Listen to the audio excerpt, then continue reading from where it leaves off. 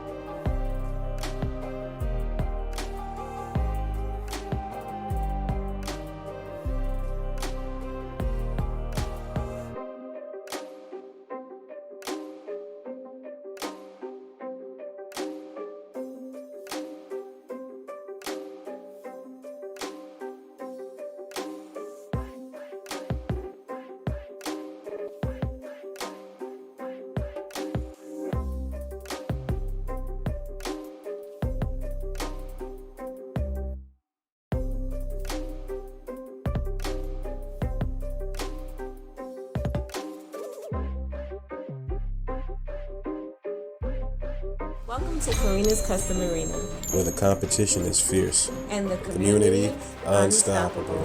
From Apex Legends gunfights So far, go push through. Can he get it? That's the to epic Tekken 8 clashes. Oh my god, you gotta be kidding me. and wild team wars in Marvel Rivals. And a triple for the side of Psylocke, possibly a CCA brings you tournaments across today's most exciting games.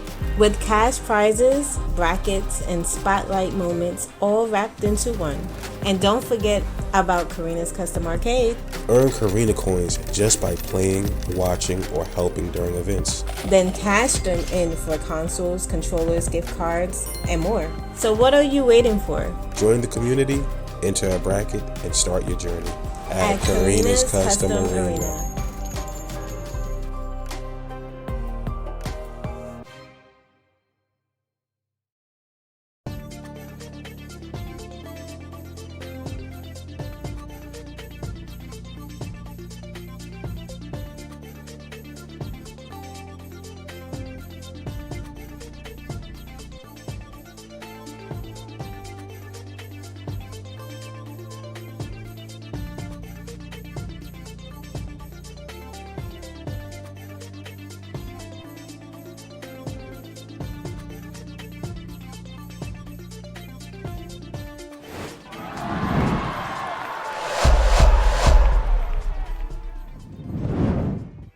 Hello, everybody. Welcome to another broadcast for Karina's Custom Arena. And this time around, we are back for the third Apex Trials tournament. This is going to be Bullet, the crazy game on the desk. With me, Johnny is going to be my friend Kotkus. And it's been the first time I'm sharing this here with you, Kotkus. I really want to know how you're doing today. And of course, welcome to the show.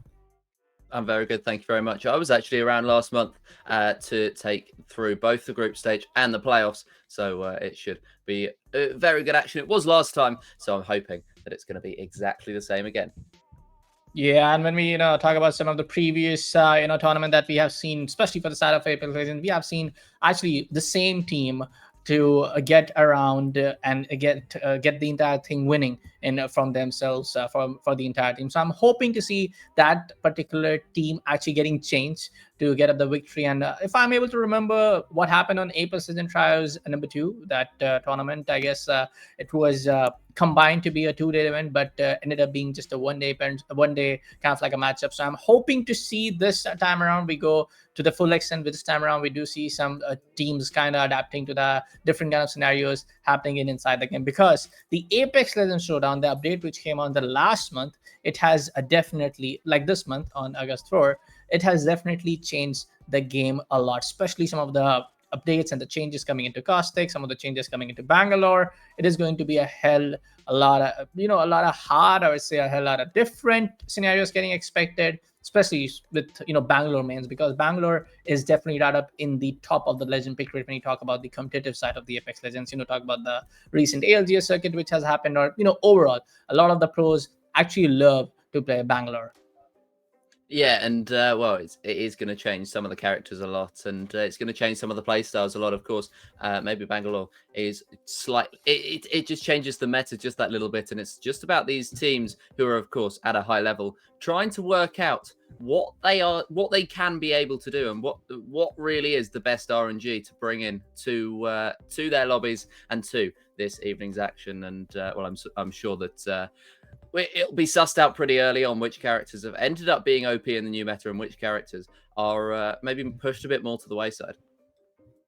Yeah, and also we just got an update that when we talk about some of the team lists, or maybe we do see some different banners and different team names gathering around in for this Apex Legends Trials number 3, but third edition of the Apex Legends Trials. Apologies, but I do think they might be playing in under a different banner, but we will get to it, folks. We'll definitely get to it. But the main part is that, hey, folks, we are just going to have some fun because as you all know, folks, there are some really good prizes coming in, and you can also earn a whole lot of match arenas when it comes down to just participating in the live stream, helping down to run the events here at the CCA's Discord server. So if you want to be a part of the whole team, if you want to be a part of the whole gang, make sure that you check out the Discord server, and the invite link will be somewhere down the Twitch description of the About section. So yeah, that was all for this time when it comes down to the discussion that we wanted to have around the teams and all. But yes, when we talk about some of the the stats coming in recently with some of the recent, I would say, the global circuit that we have seen when it comes down to the ALGS, when we talk about some of the legend pick rate, it has definitely changed a lot. We have seen Sparrow coming onto the meta from the past couple of months, since the past update. I guess Sparrow came online in February or January. I'm not able to recall the correct month, but yeah, Sparrow has been a great, I would say, set of a legend, which has kind of increased the entire pick rate when it comes down to the recon category of the legend system. But for now, let's take a look at the lobby number 1. We do have RV, UCC Esports, La Passion, Hockeystadt, Cumberland University, Lurkers, Fit Killers, LA Demons, LBR Esports. On the 10th slot, we have NFU. On the 11th slot, we have DG Esports, Nexus, Onyx, HYK, D665, LICS, and Demolishers. I guess Demolishers is that one team which has also been part of the previous editions here at the CCA's Apex Trios. Yeah, they are, and well, there's a few teams that have been part before. I've seen DZ Esports before. I've seen LICS. They were in the last one, and HYK. Well, they were a very interesting story in themselves. They rocked up for the final game of the first day and said, "I can see you're a few short. Would you like a team?" We said yes, and they ended up making it through to the finals. So that was a great turn up for the books, and I think we have the potential opportunity for maybe somebody else to get right to the fore. Yeah. I feel like when it comes down to the Legends meta, it will be, I think, like a little bit different when it comes down to the if I just directly compare to the ALGS circuit of pick rates, because on the recent mid-season playoffs which happened at the Esports World Cup, when it comes on segment of the split one and being the competitive season year 5 when it comes down for Apex Legends, apologies if I tongue twisted on that one, Crypto has been on the massive pick rate of 33.89%. It has also win rate percentage of 4.9 compared to what Wraiths is at. So we do see, even in the ALGS circuit, when it comes down to some of the, I would say, the global tournaments, we do see some of the top tier players actually going in for the variation. Because for the last time when I was very excitedly following the entire thing, but I guess it was around in March or February, the composition used to be very much same. You always had a Ballistic on someone's team. You always had an Alter, Catalyst. If there's not going to be Alter or Catalyst, you always had one, I would say, a Mad Maggie, or you always had one of the heavy shield-based, legend when it comes down to maybe Newcastle or someone else. So I do think for a fact that this might be the day where we might see a whole lot of new variation, a whole lot of new composition in terms of the legend pick rate scenario when it comes down to some of the teams. But yes, I'm really excited to see what exactly is going to be the team composition for some of these really different teams. Yeah, I think it's going to be an evening of unknowns, and I think tomorrow it might be a bit more understood. We might be able to get the some more equal battles, but today I think it's just going to be all down to what can they find out. And of course, it's not necessarily going to be the easiest game that they have on their hands, because they'll get used to the map and then suddenly they'll be thrown into a completely different one. So Exactly. We have a very interesting evening. We're going to do a lot of discovery, and we're going to take you all the way through that journey. Especially for me, folks, I'm not going to lie, folks. I've been away with the whole Apex Legend, I would say, competitive scene. Even I was not able to be a part of a few of the recent decks which happened with CCS. A whole lot of things happening in my region right now. I'm grateful to be out there. But yes, I'm really looking for some like fun matches and fun gunfights. Of course, some of the teams will be playing in very sweaty, very kind of like giving it their 100%. Of course, there'll be very competitive fights as well.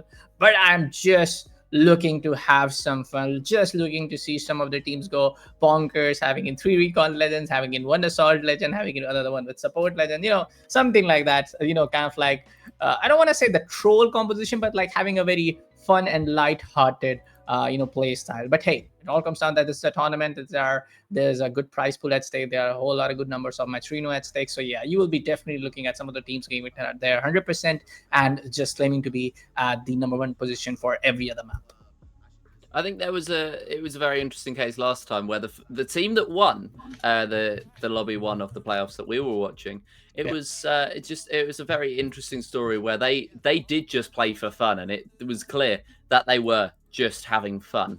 And well, it was just it was very just it was great to see them having fun, just playing so hyper aggressively, but still getting all of those kills off as well. So it was great fun to watch, great fun for them, I'm sure, to play. And while the final didn't quite go their way, they did a very good job. Not here today, though, are the team that won that Goon Gang. So it's an opportunity for more teams to strike. For example, DZ Esports, as Goon Gang appeared to be a little bit of a thorn in the side, DZ Esports, of DZ Esports. Hopefully, they're going to get the freedom to attack today. Let's see, man. Like I said, I was a little bit aware with the whole competitive scenario for this end, so I'm just looking forward on how I do find some of the teams taking on rotation, because we just got the confirmation of the map pool, as well as you all know, folks, is going to be 2 World's Edge, 2 Storm Point, and 2 E District for today. So I guess it's going to be an alternate version. They were waiting for the first map, we see World's Edge, and then going to Storm Point, and then going to E District, and the entire set getting repeated. So yeah, when it comes down to World's Edge and Storm Point, World's Edge has been there for a really long time. Yes, some of the changes did happen in the point of interest and different drop spots as well during the year 3, what I'm able to remember. There have been, of course, there have been the new addition of E District and Storm Point. On Storm Point, teams love to play very aggressively, especially in some of the centralized areas. When it comes down to E District, no comments. It's a map which I don't really like, even as as a caster casting it, even as a player when I'm playing the game. I especially don't enjoy E District. What about you, Cots? Well, we're going to be seeing E District first up, I believe, as I think that's going to be the first map on our rotation. So well, get it out the way early. Get it out the way early, and yeah, we'll have a good bit of fun heading through E District. I believe it's going to be E District, Storm Point, World's Edge, and then cycling back through those 3 just to finish off. At least that's what it looks like. We'll see to it, but yeah, when we talk about the World's Edge, who doesn't love to, every other Apex player had definitely, taken a hard drop at the streamer building, which is of course in game called as Fragment. People love to go towards Skyhook. When it comes down to Big Mod, Lava Siphon. I'm not really sure about the current drop stats for Harvester, but Harvester used to be a very good hotspot for really good loot, tier 3 loot, especially when it comes down, again, Skyhook being that one of it, and Big Mod also being one of it. So yeah, things can get interchanged. It also depends on the preferred drop spot for a whole lot of different teams. So I'm really looking forward on how some of these teams adapt to a different kind of like scenarios coming in. We just got the confirmation, folks. We will be jumping down to the very first game very shortly, but any thoughts coming in from your side, Cots? What do you think about, because as you said, you were here for some of the games previously, what do you think about some of the team names that we have seen and given in from the production back in that Fitcurse is a team which is, I guess, playing under the name of HYK previously.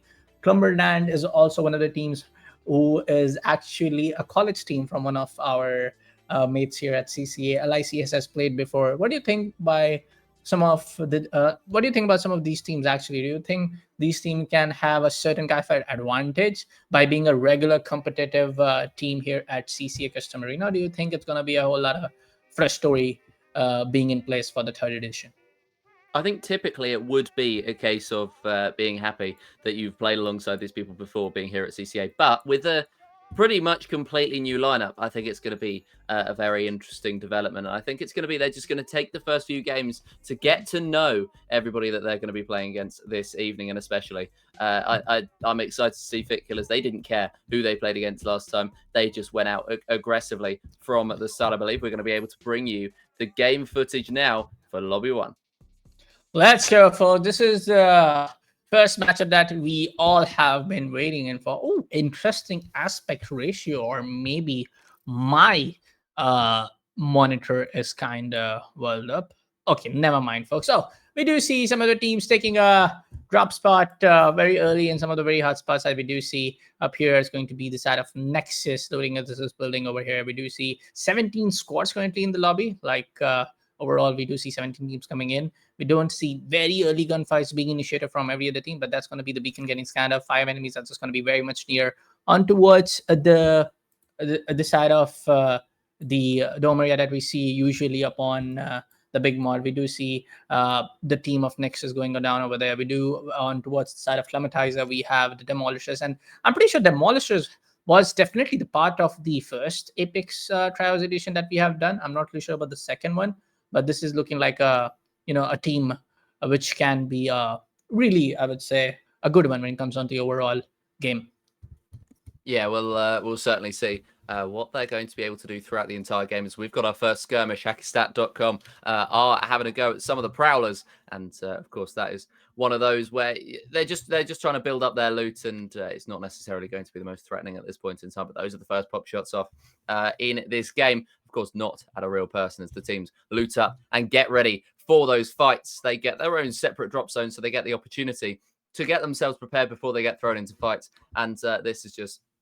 It's one of the teams on the outskirts of the map, LA Lemons, more towards the middle. And yeah, it's just getting yourselves ready. Hemlock Alternator, not a bad start for the Mirage here. And yeah, they're just getting themselves ready, getting themselves prepared as much as they possibly can, and getting ready for their first fight of the match, which should be coming up soon when the teams start to rotate.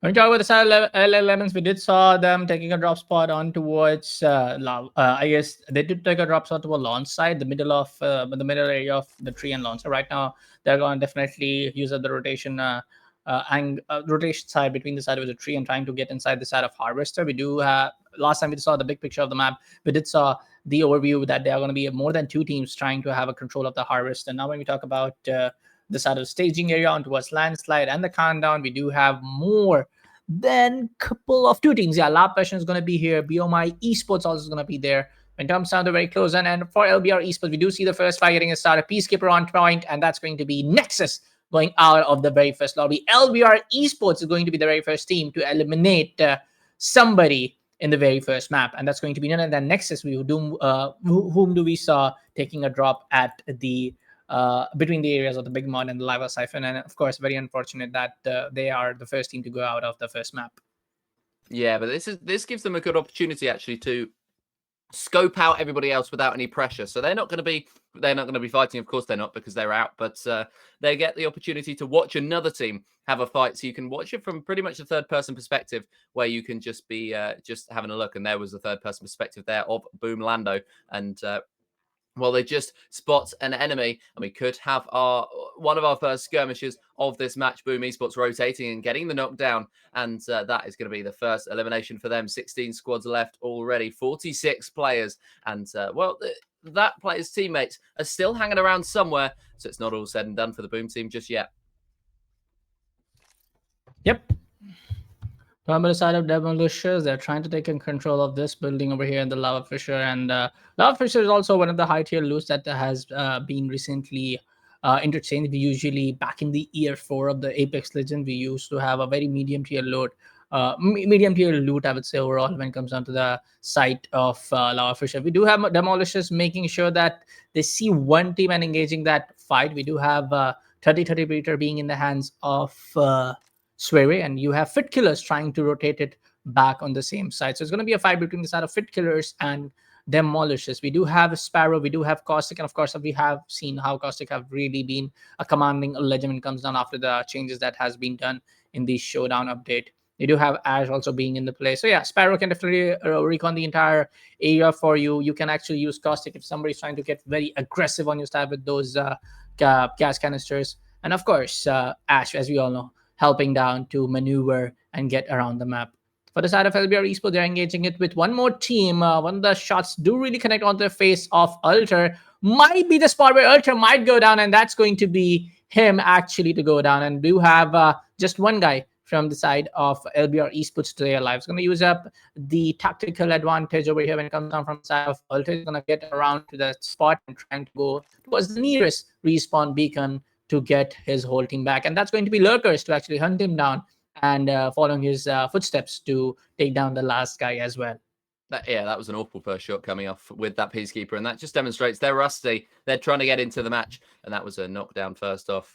Just having a scout out, trying to find people at the moment. And, well, Lurkers trying to also rotate to the zone as they are currently in it. But they may find themselves coming across another team, LBR Esports, just to their right. And so they're just going to have to be very careful tiptoeing around them, because they won't want to fight in the zone. It could be to the detriment of both teams if they decide to do that. And so they managed to stay away from it from the time being. The top of the map, RV UCC Esports, just having a chill out, just having a chill, simply because they know the action that's to come. Yep. At this point of time, things are looking very spiked up, especially for all the teams that we have seen, taking those early fights and actually winning those gunfights and taking a whole lot of teams down. Right now, out of the 17 squad that dropped down, we do have 4 squads, actually 3 squads going out of the picture for the first map, and we have only 14 squads remaining in. Fauna is going to be status to go down. We do saw Imaru taking the same guy out. Apologies, Cumberland University. Ultra Tactical will be used up again to get inside the safe spot, and the Gibraltar will be getting back on his feet. Actually, 2 heavy support and armor-based, legend being used from the side of Cumberland University makes up for a fact that yes, they can actually not take those very fast rotation when it comes down to both of these legends. But yeah, Alter can definitely pave and fill out that gap in terms of helping down to take those fast rotation and cutting out the rotation of some opponent teams. By the way, LBR Esports going down in the meantime to DZ Esports, who got the final kills off. But yeah, I mean, it's definitely an interesting choice at this point in the game. I think you have to be confident in your ability to get into the ring. And speaking of the ring, DZ Esports appear to just be sniping teams outside the ring. So whilst that might be frowned upon by some teams, I have no problem with it. Just kill farming essentially with the lurkers trying to rotate. That is clearly how they got LBR Esports, and now they're trying to get the lurkers and. There's a fight more towards the middle of the map as well. LA Lemons with their Ash getting a little bit of damage, but the other 2 players not taking pretty much any damage. And so they are comfortable for the time being. But there we go. 1 player down. And, they're just going to, it looks like they're just going to rotate out of there. Cumberland University playing very, very defensive. Yeah, the first shot comes up, and that's going to be Cumberland University to take another team out. Actually, the first team in from their side. We do see one of the assists coming down from the side of Slasher. Arquay and everybody is also looking up very, very, confident in taking some of the fights as well. Talking about the side of D665, I would say maybe D60, 665. Anyways, you get my point. He is going to use a charged rifle for okie dokie, and charged rifle is something that has been hugely, very vastly nerfed up to the core. That is one of the not very preferred weapons when it comes down. But hey, taking a look at Hexstar POV, it's going to be Spaceman to live down in a very solo spot. Actually, the solo guy to just remain alive from the entire team. The first and the foremost decision would be to get his teammate back on his foot if he can revive somebody, or maybe just get out of this entire POI as soon as possible. 51 getting that Rito Reaper on the shot, and that's going to be LIC Levudzu going down. That's going to be up. Never mind. That's why then Caustic just being very ready with the RE45 on his face. But a good shot with 30-30 repeater though. Another team going out with a really good fight. Yeah, that was an unbelievable shot to get the kill off. Just a no-scope to get the kill in the end. It is HYK's representative fit killers just getting the kills off there and knocking down another team. Hacky going down and already under pressure. They're in the open. They are playing very aggressively. This is how they managed to make their way through to the finals in the first or in the last even of this event, and trying to do the same thing as well. Cumberland University just trying to rotate, and they may be getting just that little bit more aggressive. But I'd argue 2 more defensive characters, Caustic and Gibraltar, coming out. It feels like they are preparing themselves for late game. Yeah, late game scenario is something that everybody is going to be fighting in for, because they know in for a fact that you want to get in those placement points, and you definitely want to get in those elimination points as well. We do see Cumberland University just chasing down that 1 down guy that's going to be done, and then that Boom Che, and he will be getting out of the picture as well. The whole end zone is kind of shifting in towards the side of Climatizer, as we are able to see in from the map overlay over there that we did saw a few seconds ago. Now, it is definitely going in for the spot of the Climatizer. Now, there's going to be a very open end zone when it comes down, and circle, apologies, when it comes down to this scenario, which is definitely going to favor up a whole lot of teams having in Sparrow and Caustic by their side. Yeah, those 2 seem to be the players to be in match 1, and it's that one team that has the Caustic. I believe I only saw 1 Caustic in total out of all of these players, which is surprising, to be fair. But yeah, I think this is going to come down right to the very wire. Still 28 players left as the ring closes in. This is about to go from absolutely nothing to absolute carnage. Yeah. LA Lehman's looking also very much confident. We don't see Booty Snake on any elimination points though, but for the side of Imaro Death, I'm pretty sure they didn't engage with They engage with a fight, but yeah, on the damage being dealt up, it's going to be 275 plus from Booty Snake. We did saw 100 around. But taking a look at Fit Killers, one of the teams looking very confident. But and the elimination fee, we do see D65 getting eliminated from the hands of Shikayo and Lumdum. Everybody just making sure that they get the maximum number of elimination points from their side. Cumberland squad over here. We do see one of the teams striding up on the face, and the first shot disconnects. The shield is definitely going to give up a whole lot of advantage. It comes on from the side of Gibraltar, trying to slam into the door, making a path for his team to just go out. But Slasher is going to go down. That's going to be just one line survivor. That's going to be none other than Zekawi's, and he has to run for his life. It's not going to allow Onyx Lumi is not going to allow to run him down, and that was a great shot right up there with the R99. Of course, R99 with the golden mag is absolutely a beast of an SMG when it comes down to close range scenario. So a great, I would say, start and almost getting there in the marathon in the entire race for the side of Onyx. But for the side of Demolishers, we have seen some really, I would say, consistent gameplay as well. Yeah, it's been consistent. When you stick to a consistent game plan, that is where it always goes well for you. It's when you stray from your game plan that it doesn't quite go so well. LA Lemons looking like they're going to have a defensive one as they wait to see what the next storm is, or the next zone is going to be. Demolishers, though, playing up to their name and getting the shield broken of Ash. And I believe that's the Lurkers team. In fact, no, it's Boom Esports, Ash, the only player left with two of the players down to crafting banners. So having to soak up all this pressure and seeing how many points they can get, because I don't think they're going to be winning at this rate. And I also don't think they'll be crafting the banner with the amount of teams that are left. And, well, it's just going to be an opportunity to pick up all of those ranking points. Demolishers looking to pressure. And are they going to get that opportunity? Looking to pressure instantly, but then diving out of the way just to get those heals off, as they looked like they were going to get a lot of damage off, or a lot of damage soaked up. In fact, they're fighting Lurkers, and I'm not sure who's going to come out on top of this one. Lurkers very much playing up to their name as well. So they're sitting there waiting, and they've got one player's beacon ready to be delivered, which does mean that there are a two-man squad left. But that doesn't stop them still playing aggressively, which does not come off. And LICS have one player down already, starting to be revived. So I think they're going to be all right. But the aggressive plays from a couple of the teams and very defensive plays. This has been a very split first lobby, I think, where some teams have been right on the back foot and some teams have gone from the front foot from minute one. Let's see at this point of time how things can be a little bit different. But let's see. For now, we do see the next circle being very northern end when it comes down to the perspective of Onyx, from what we were able to see. And this is a very unusual circle. You don't see this kind of circle getting made in the competitive epic. So this is something very fresh and new for me as well. And that's going to be a good shot coming along from the side of Anteater. I'm really sorry if I'm pronouncing that name wrong. But for now, they're trying to just take down the last guy as well. And there we go. LA Lemons is going to get eliminated. Onyx are looking like one of the team who is taking gunfight with every other team that they are engaging with, or getting on away with it. But for the side of Boom Esports, I expected the last guy. Oh, Onyx engaging in another gunfight. What? A whole lot of cash connectors that come up from the top. He's trying to just get in. Not going to happen. This round number 4 circle is just going to give you a whole lot of damage. LICS with the position advantage, with the height advantage, they're going to take it. They're going to take care of Onyx over there.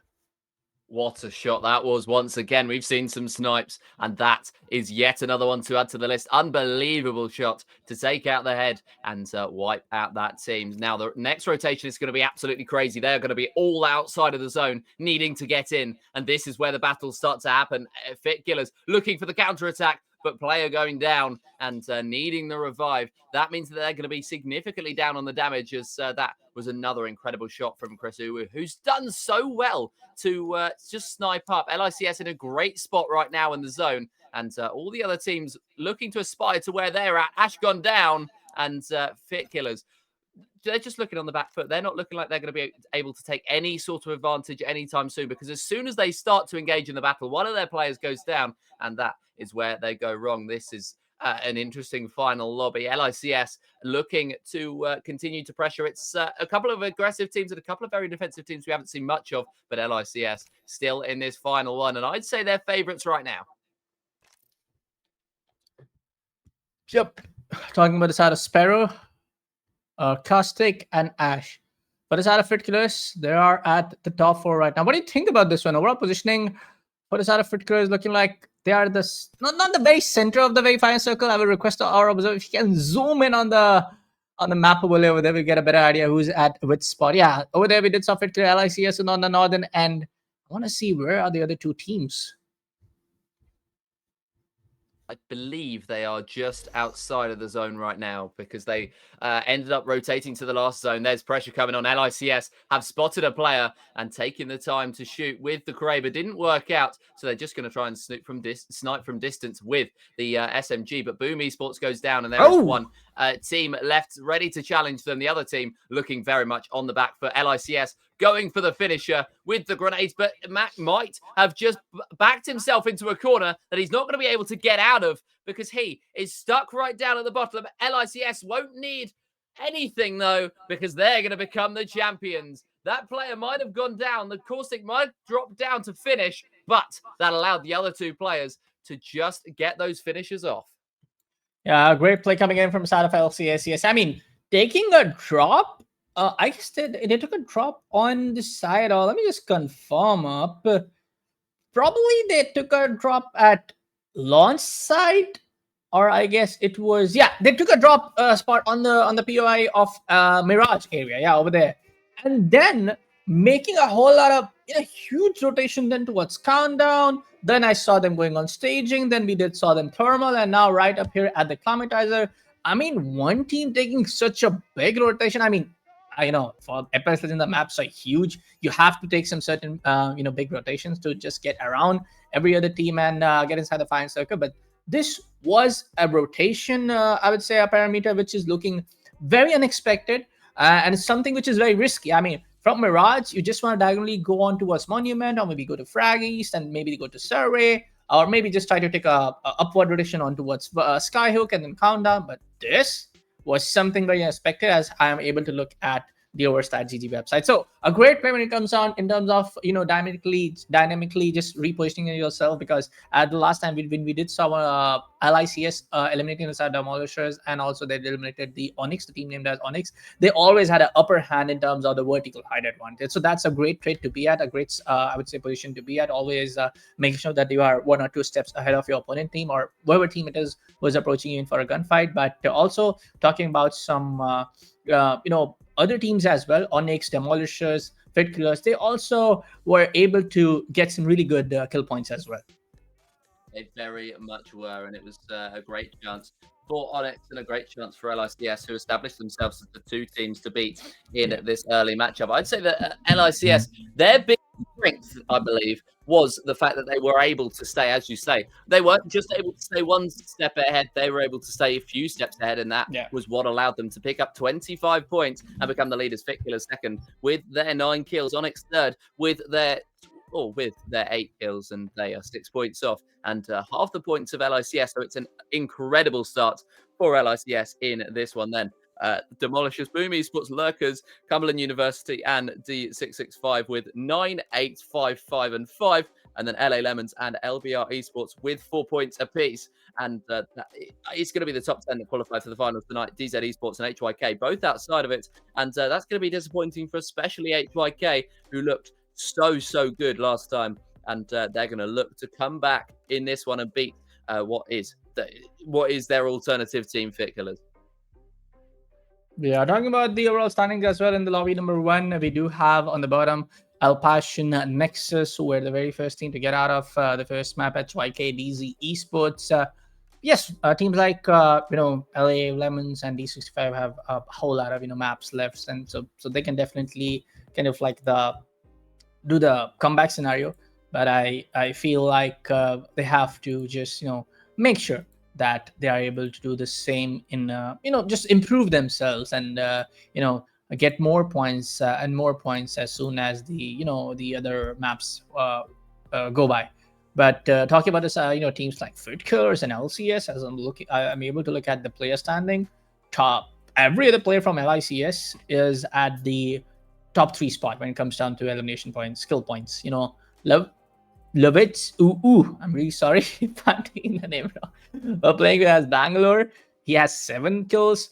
Chris Wu with 3, Mac1 with 3. If you just talk about the damage numbers, it's 1774 for Chris Wu already. Lobo at 1806 and 453 damage from Mac. So in terms of the damage number, some of these guys are staked and stoked and just way too good. But the guy who has the maximum damage in terms of the numbers, it is going to be Anteater from the side of Onyx playing as Sparrow. He has 5 kills, 2,143 damage in the very first game, and this has to be the highest number of damage which has been dealt by any other player.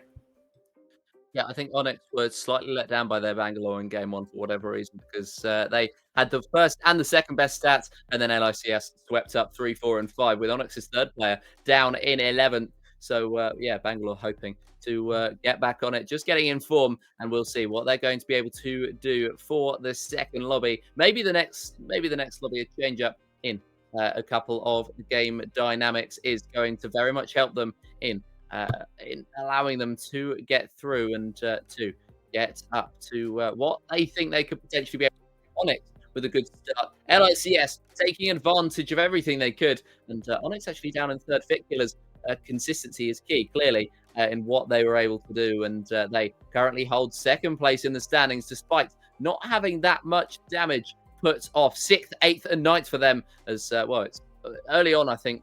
Onyx, LICS, Fit Killers, Cumberland University. Those 4 are the teams to watch. Yeah. I would say for the side of, Cumberland University, teams like, again, Demolishers, they do have that kind of like the potential that they can definitely bounce back when it comes down, on the later part of the matches that we're going to see on Aegis and Storm Point. But yeah, talking about, Storm Point, I see, I don't get it, man. No, sorry, apologies. For the side of Aegis, it's a very different and a very unusual map for competitive Apex Legends. Don't get me wrong, folks. It's not the part that it's a very huge map to play at, but it's a map which sometimes around can work vice versa for you. Some of the teams who are playing with the legends who can give them the upper hand advantage in terms of the positional play, legends like Alter, legends like Valkyrie, legends like Ashe, they do have that kind of like the upper hand advantage of taking those high vantage points on targeting you as soon as possible. But we are actually going in for World Stage again. So yeah, I guess it is going to be 2 World Stages back to back, then 2 Storm Point back to back, and then 2 Storm Point back to back. So yeah, we'll see to it. But for now, folks, it's going to be World Stage again, and we do have 17 squads taking up the drop down decision to their different POIs. Yeah, last time was just an opportunity to gain knowledge of what they're doing, knowledge of where the circle might go, knowledge of what everybody else might be playing, and well, I'm sure we'll be seeing a few more Caustics in this round, because clearly that ended up working quite well last time out. Just applying the finish and getting, though weirdly enough, one of the most dynamic characters in round 1 in terms of what they were able to provide a team. And yeah, in the end, that was a very, very, very good start for them. And well, it was a very good start for Caustics, very good start for them just to see what they're going to be able to do. Caustic, of course, not quite getting the most damage, but it's 5th, 7th, and 9th in the damage rankings for them. And yeah, great starts. And they're just getting those loots up right now. Mozambique and Elstar, not quite the ideal loadout for Duke, for DZ Esports, but I'm sure he's going to desperately try and loot and find something else to have his first skirmish with. Yeah, at this point of time, this is a team, I guess, who can definitely bounce back. But I guess we are running into a little bit of that technical difficulty in the lobby, so we are just gonna come back to our not very so beautiful faces. Now, for me, I'm not a very beautiful guy, but Thotkus, he looks like a model for sure. Don't doubt yourself. Don't doubt yourself. And well, I'm sure, regardless of what you think of what we look like, you'd much rather be seeing game action, which we're going to see what we're going to be able to do to fix it, and then we're going to bring you the highest level action we can. Oh, we're back. Oh, I thought for a second that's going to be a rehost, but there we are back, folks. Oh, now we have the audio, right? Yep, we can hear it. I guess our viewers can also.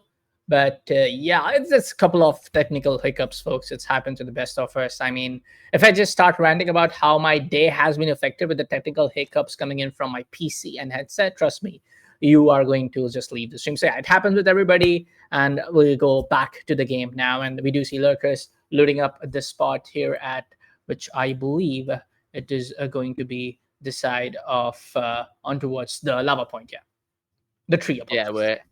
it's just going to be, and it's going to be an interesting start to this matchup where a couple of the players are just going to they're just going to see what they can do. I think there's a lower loot drop looking at some of the loadouts that some of these players have got, so they might be attacking early on, and well, just having a scout out what is going to be where the enemies are. Well, they should know roughly where the enemies are because they know exactly where they're dropping. At least we know exactly where they're dropping at the very least, and 16 squads left. We are getting our first few battles look like they're about to fall down to the hands of one of the other teams. And well, they've had 2 players knocked down, so it's not a great start for them. Yeah, we have to just kind of wait for a while on how things are gonna get gonna get started up in terms of the fight. Oh, the first fight already started. It's going to be Sincere to go down. Ilwi and Top Surf right now taking a battle up against one of the teams. So Nexus are again engaged in a very early gunfight from what I'm able to understand. And Nexus was the first team to get eliminated. They were at the bottom of the scorecard for what we saw in the very first map. Right now, just making sure they has the optimal cover. Oh, a great shot from LBR Problema. And right now it's going to be just Liwi, just making sure that he gets the respawn beacon and everything on his side. And right now it is going to be LBR Esports to almost take out the entire team of Nexus Esports out.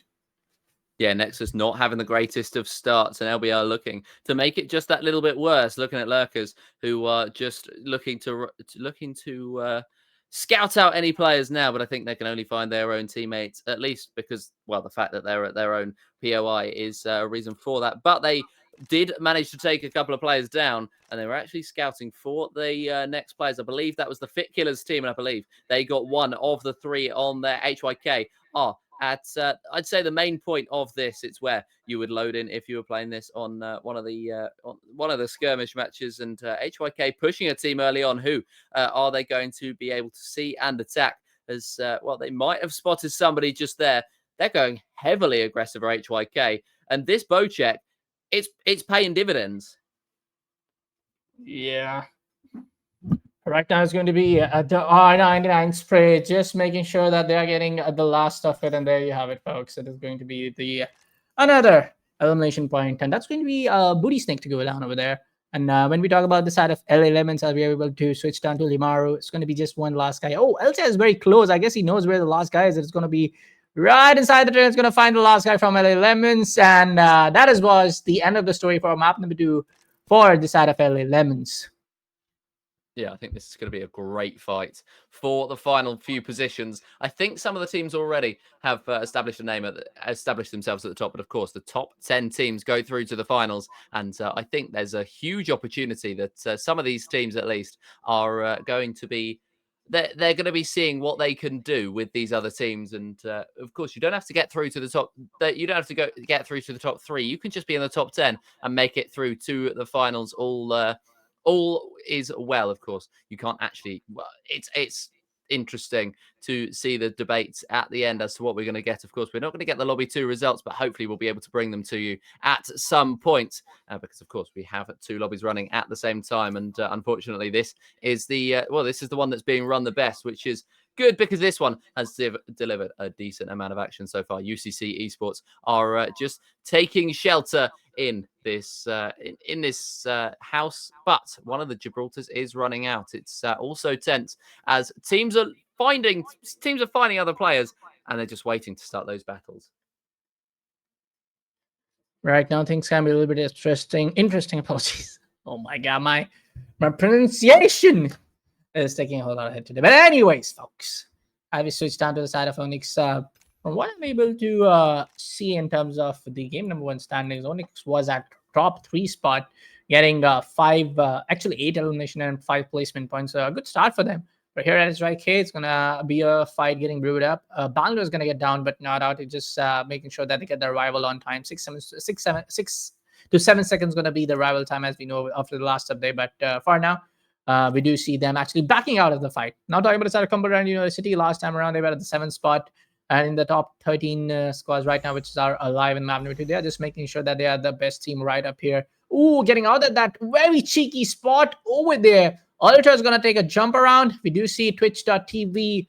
Zochki is also making sure that he has a positional advantage. But right now, they have taken a decision to get out of this scenario by using the Ultra's tactical ability, which plays on a massive passive scenario for the entire teammates that you have in the team. For the side of La Passion, they are getting around to the countdown area, just making sure they have the best position advantage. Towards the hill valley that goes around the canyon pass. So for the circle, I guess from what I'm able to look at the mini map, it is going to be a circle getting made on very southern end of thermal station. Yeah, there you have it.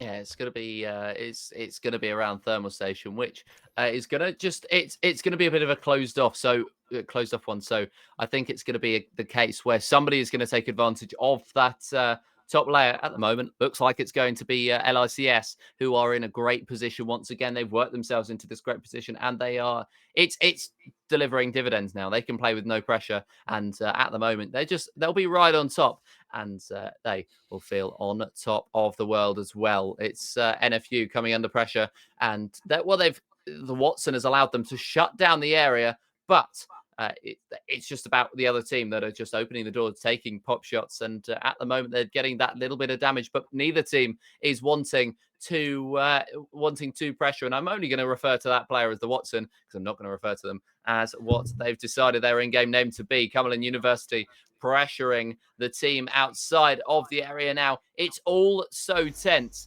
around here as they're just sitting there. They're just waiting. It's going to be somebody to take the opportunity, and that team gets one down. That team gets two down. Cumberland University have two, and they're looking for the third. Have they found the third? Oh, they good one. Indeed have, and that's D6.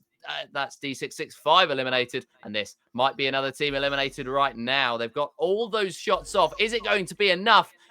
It might not be. That player might have managed to make his way out. Never mind, because that's another player down, and they've only got the one left now. Where is that one left? I'm not 100% sure. They're not either, and well, they're just gonna scout for them as much as they possibly can. Yep. For the side of Cumberland University, they're slicing every other team that are coming onto the field just like a cucumber. But Fitker is also going to be that one team who are very close to their vicinity, right up here in the thermal station. And thermal station is actually a spot where a whole lot of the final zones get made up when it comes on the competitive side of the Apex Legends lobbies around the global circuit as well. So this is going to be a really interesting zone to look at, a really interesting final circle fight. But talking about some teams that they are not able to kind of like get the same momentum and repositioning back on their side is going to be, of course, the NFU.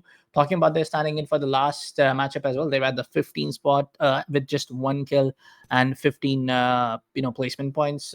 So they just gotta 15 placement points and 0 elimination points. Apologies. So they also gotta just kind of get around and see what works out for themselves on the next map of Storm Point, I guess.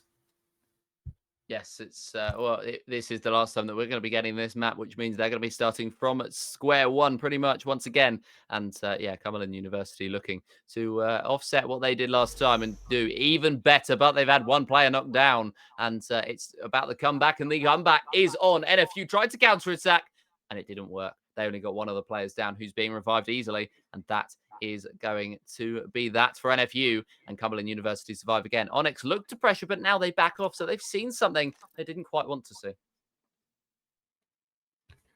For now, Onyx are again being that one David versus Goliath, taking up a gunfight with one of the very strongest team that we have seen. That's going to be a scan up coming in, and 26 enemies get. Oh, that was a beacon coming up. Apologies.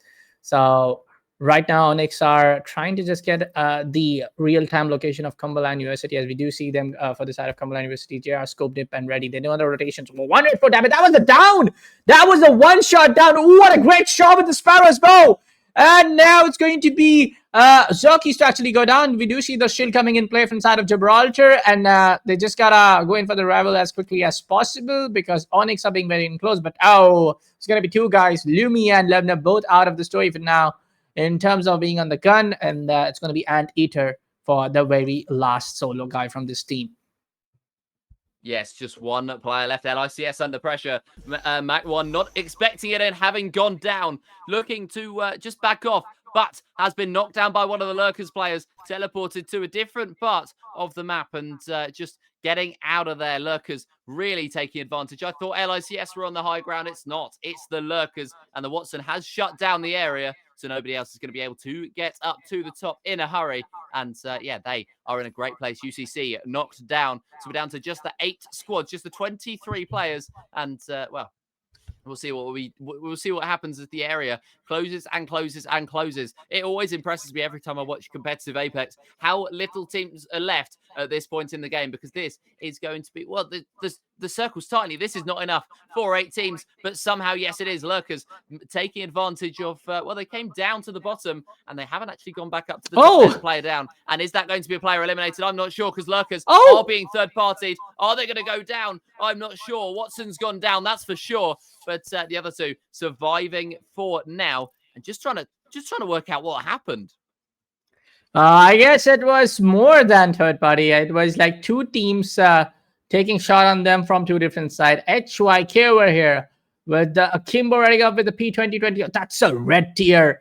It's going to deal a whole lot of damage, even if it connects on the hip fire level. So it's going to be one more finish off being ready up. And we do see the armor getting exchanged between the players of Starfit. They're just being ready in for the final, not exactly the final, but the round 4 circle, which is about to get enclosed pretty up soon. For HYK, Demolishers, and LICS, it's going to be a really tough fight to actually get inside the zone right now. For Lurkers and everybody, they are definitely a little bit safe, but if there are more than 2 or 3 explosive ordnance coming in on their way, they won't be spared anyway. Stinger Bolt has been detected, and a whole lot of damage and whole lot of stuns are just coming up right up on his face. And the Tex Babies, standing as the last guy with the squad, is trying to just make sure that he has a safe spot.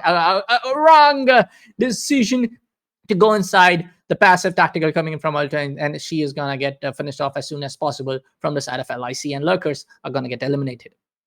Yeah, unfortunate for them, and that is going to be that. LICS still left in, Demolisher still left in, so we've still got some very aggressive teams, and a Newcastle being brought out, but a Newcastle being knocked down. That is not what they would have wanted to see at this point. The Newcastle being so important for their rotation, and they're going to try and get him up as soon as they can. LICS trying to get kills off, and that's going to be the finish on the Newcastle from Leverts, who gets them down. LICS now just getting a couple of pop shots off, trying to do chip damage to pretty much everybody. They're not holding any bars. They're not holding any punches. They're going very aggressive. 4 squads left, 11 players left, and we're about to move on to our 5th rotation of the circle. And HYK trying to snipe from a little bit of a distance. I think they are just seeing what they can do. It's the charge rifle getting a kill down, and that is going to be that for one of the players. They're going to rotate into the zone. Bangalore using the abilities to their full effect, and just rotating now to the point where they need to be. The house is going to be so important, and that is one player gone. Sheikah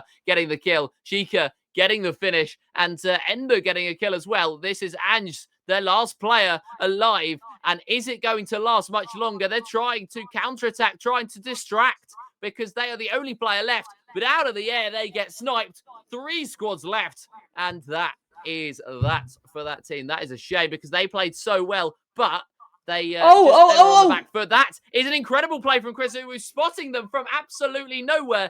Just having the 6th sense to know exactly where they are. And LICS into the attack, getting Demolishers down. Sensational play.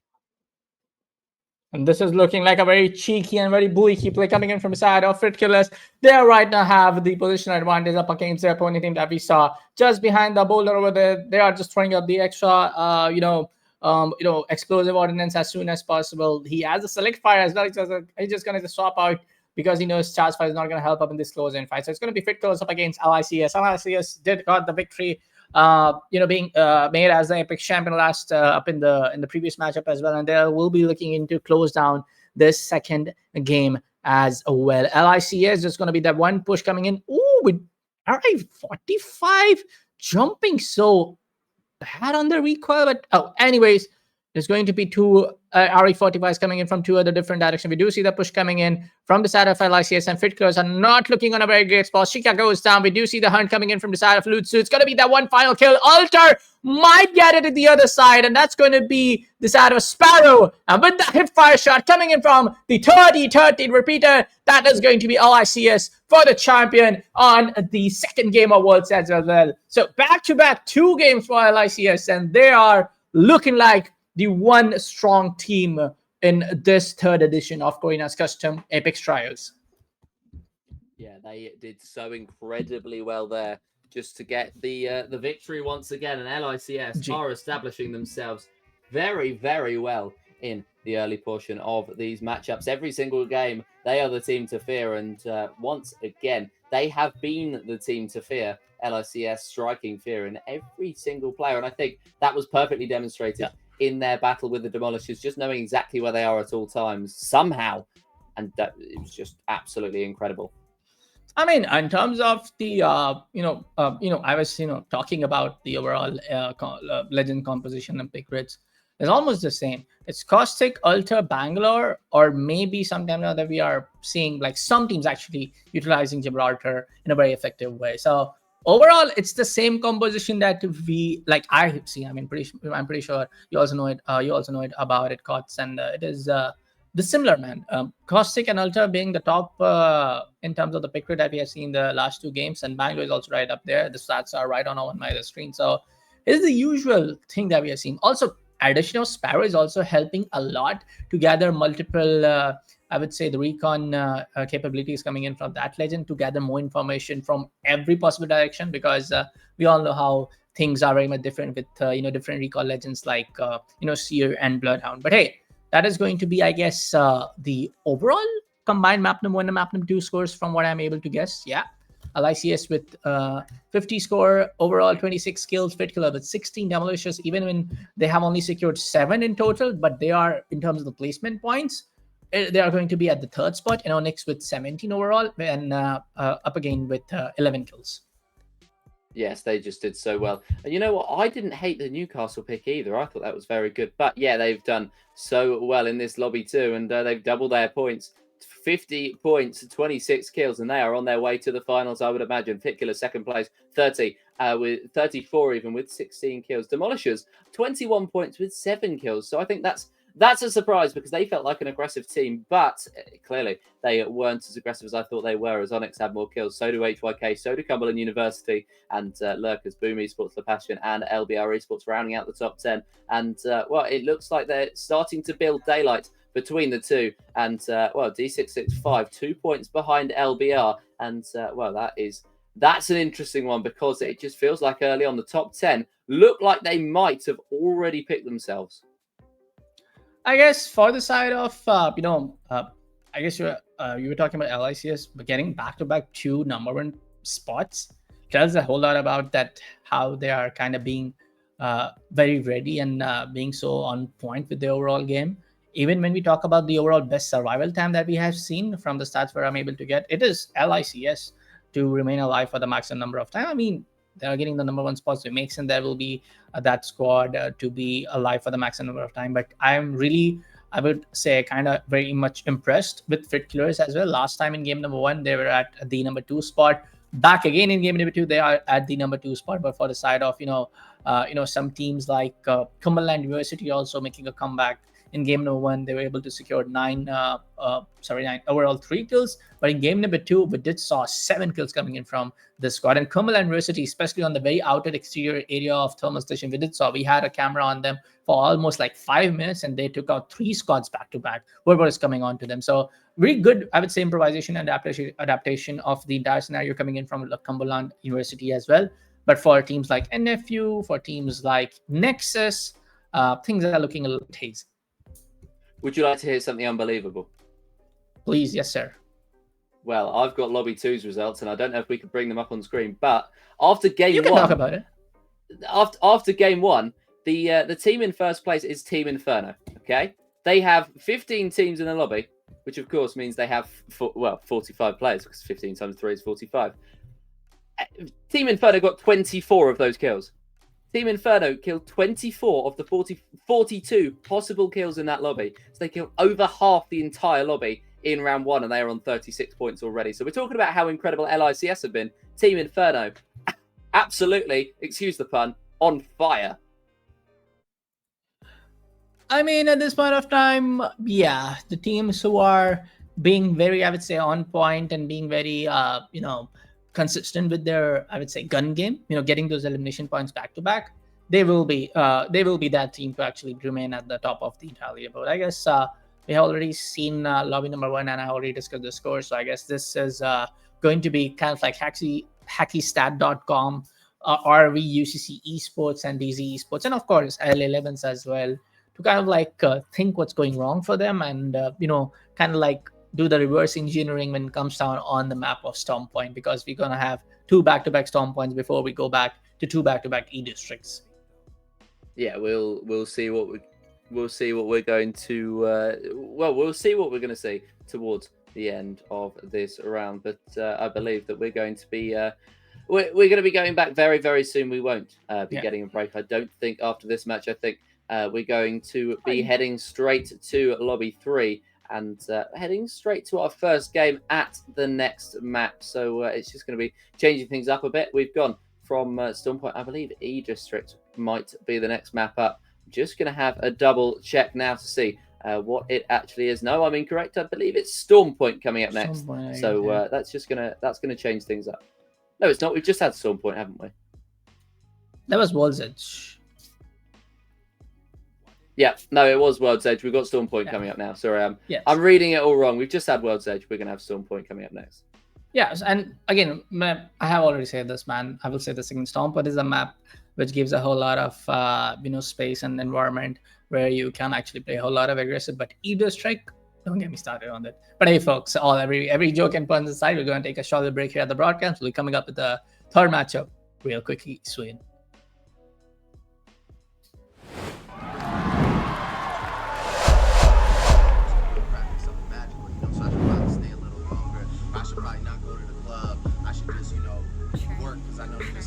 Working if I decide to go play. Name of those nigga hot, I'm just honest. Gold bars on bottles, I'm just honest. Yeah, 100,000 on watches, I'm just honest. Coops all on coops, I'm just honest. Piss coming back dirty, I'm just being honest. Got bitches kissing on bitches, I'm just being honest. I'm a rock star for life, I'm just being honest. Got a check coming right now, I'm just being honest.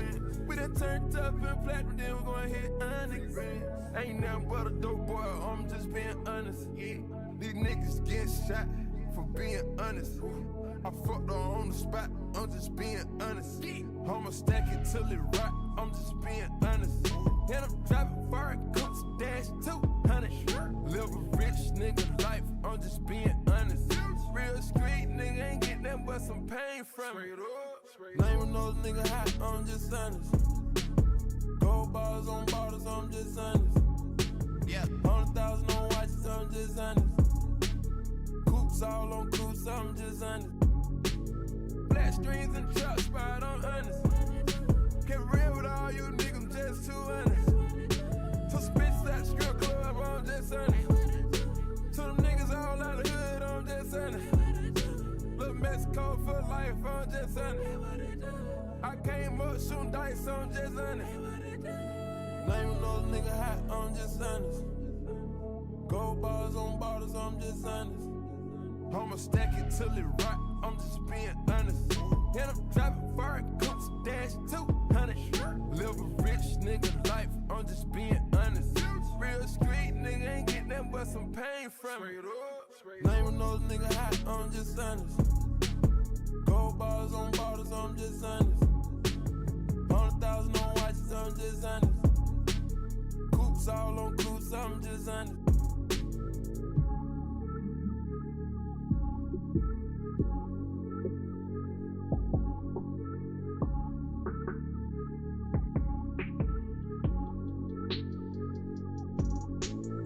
Welcome to Karina's Custom Arena.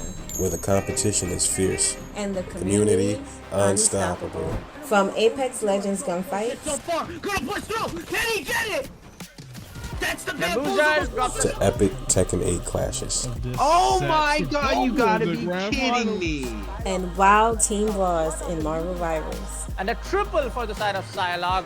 Possibly a CCA brings you tournaments across today's most exciting games. With cash prizes, brackets, and spotlight moments all wrapped into one. And don't forget about Karina's Custom Arcade.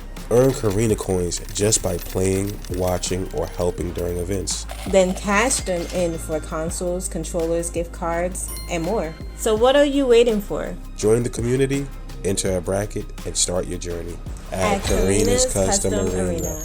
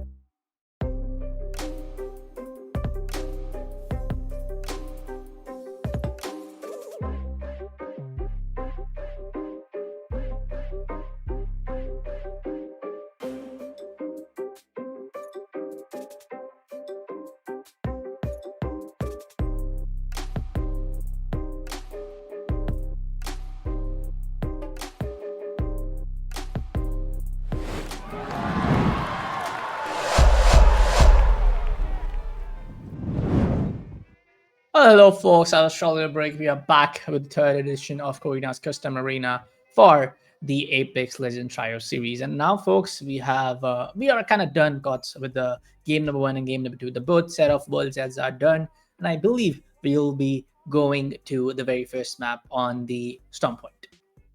Yeah, we certainly are, and well, we'll see what we're going to be able to see in a couple of minutes' time. Of course, it has started, so we've managed to avoid a couple of the little practices at the start, you know, where they're getting looted up. And actually, no, we haven't. We are going straight in, so not sure what's happened here, but we will be going right now. So we're going to get the entire game to you, and everybody dropping in, getting themselves looted up, and getting used to this new map, because of course it's a different challenge every time you go somewhere new.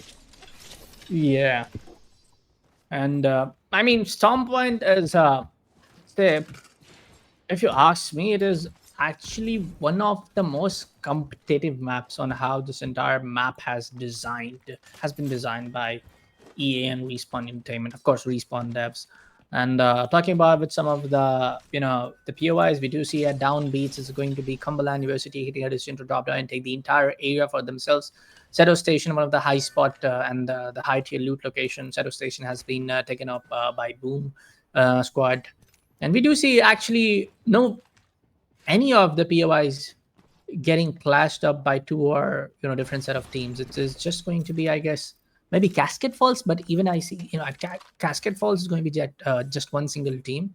So it's looking like a very cold drop scenario for a whole lot of teams.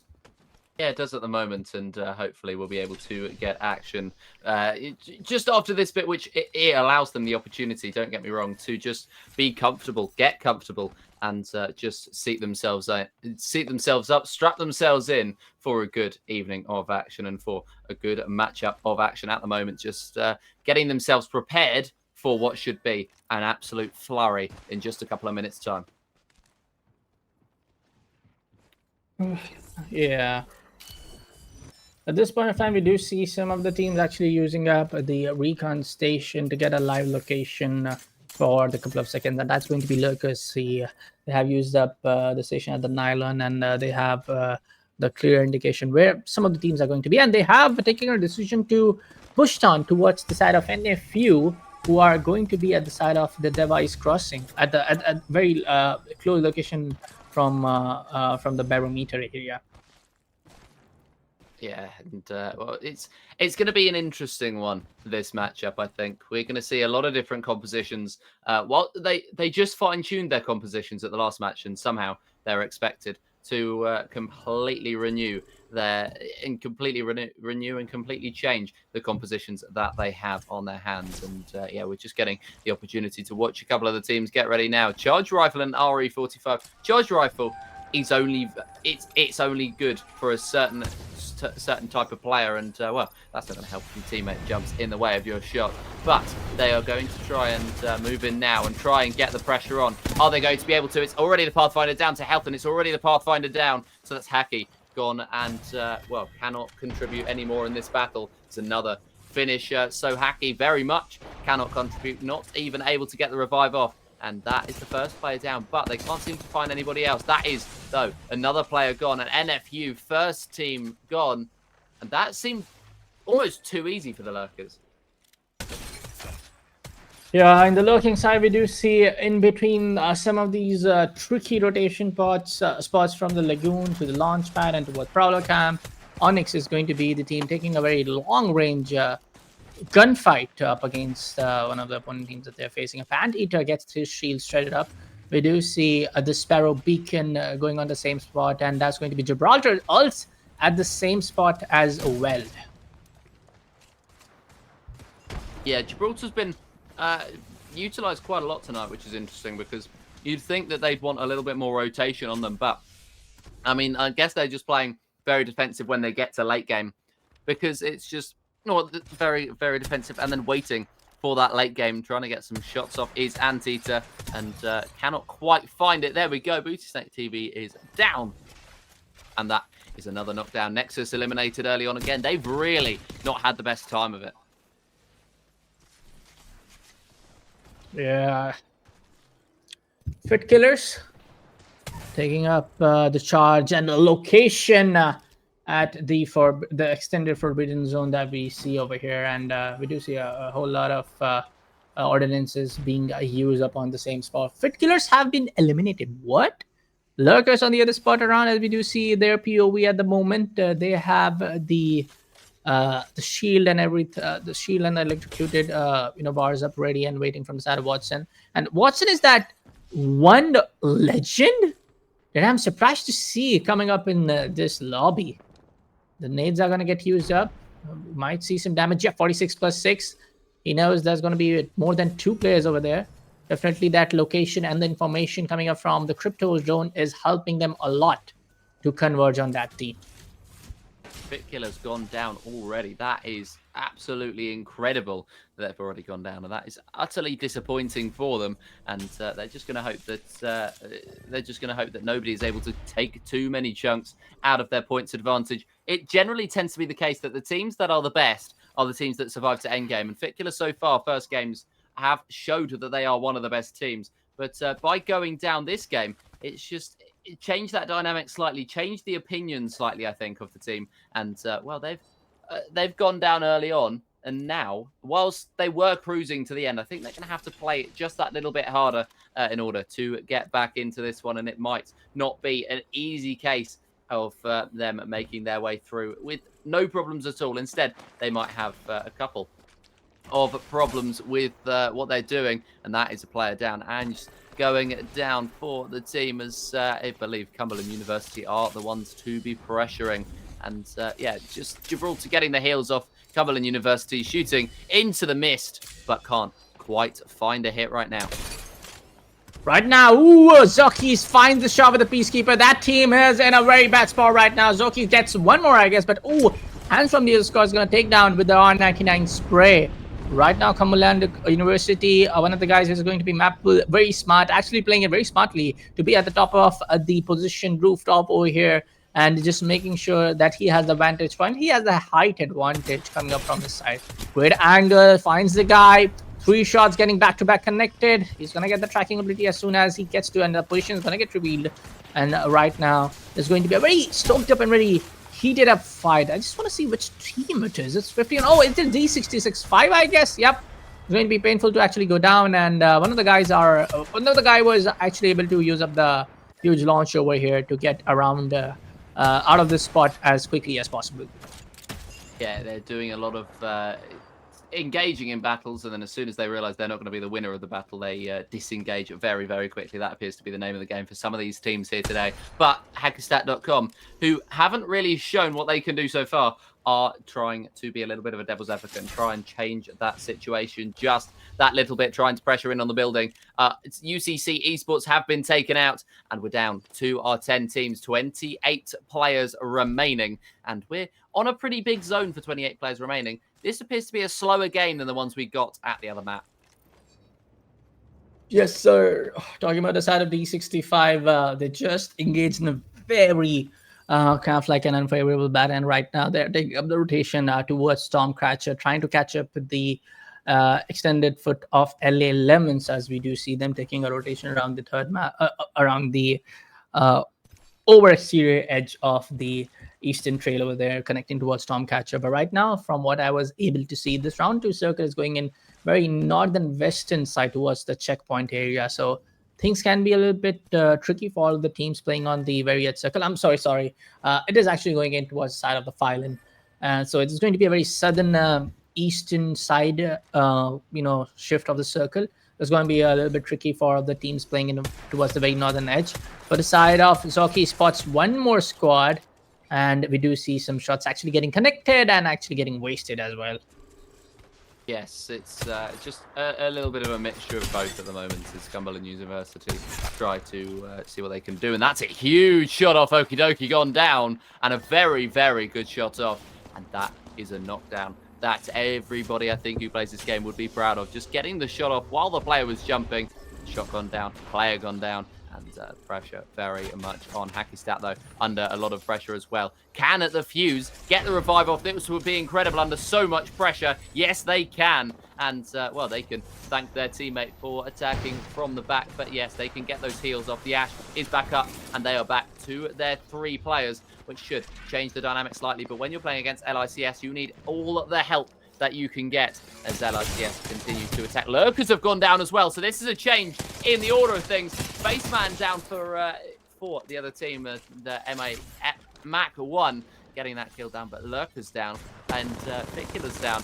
LOCS could take the opportunity to go, I don't know, maybe 60 points ahead at the end of this game. Hackystat gone down, 8 squads left, and this is a huge opportunity for them. Yeah, things can be a little bit different. Things can be a little bit, I would say, very kind of overwhelming for some of the teams taking a very late rotation, and both for LA Lemons and D65. And especially D65 have a little bit of that upper hand advantage. They are the very edge, and Lemon are the team who might get squeezed like a lemon juice over here. For the first down goes on. Bangalore also goes on. Double Peacekeeper shot from Smash. Woo! The third one connects as well. Oh, Smash! Actually getting the trio, the entire team with that PK over there. Great shots, but yeah, I mean, for the side of D65, they couldn't do much, man, honestly, because they took a late rotation. Other team had that gatekeeping scenario very much favored onto their side, so they just played on the right circumstances and being the right guy to be at the right time at a spot. For now, for the Cumberland University, they have taken the top of the ridge over the top of the spot of the Thailand over there, and they're looking very much stoked and ready for all the teams converging on their location.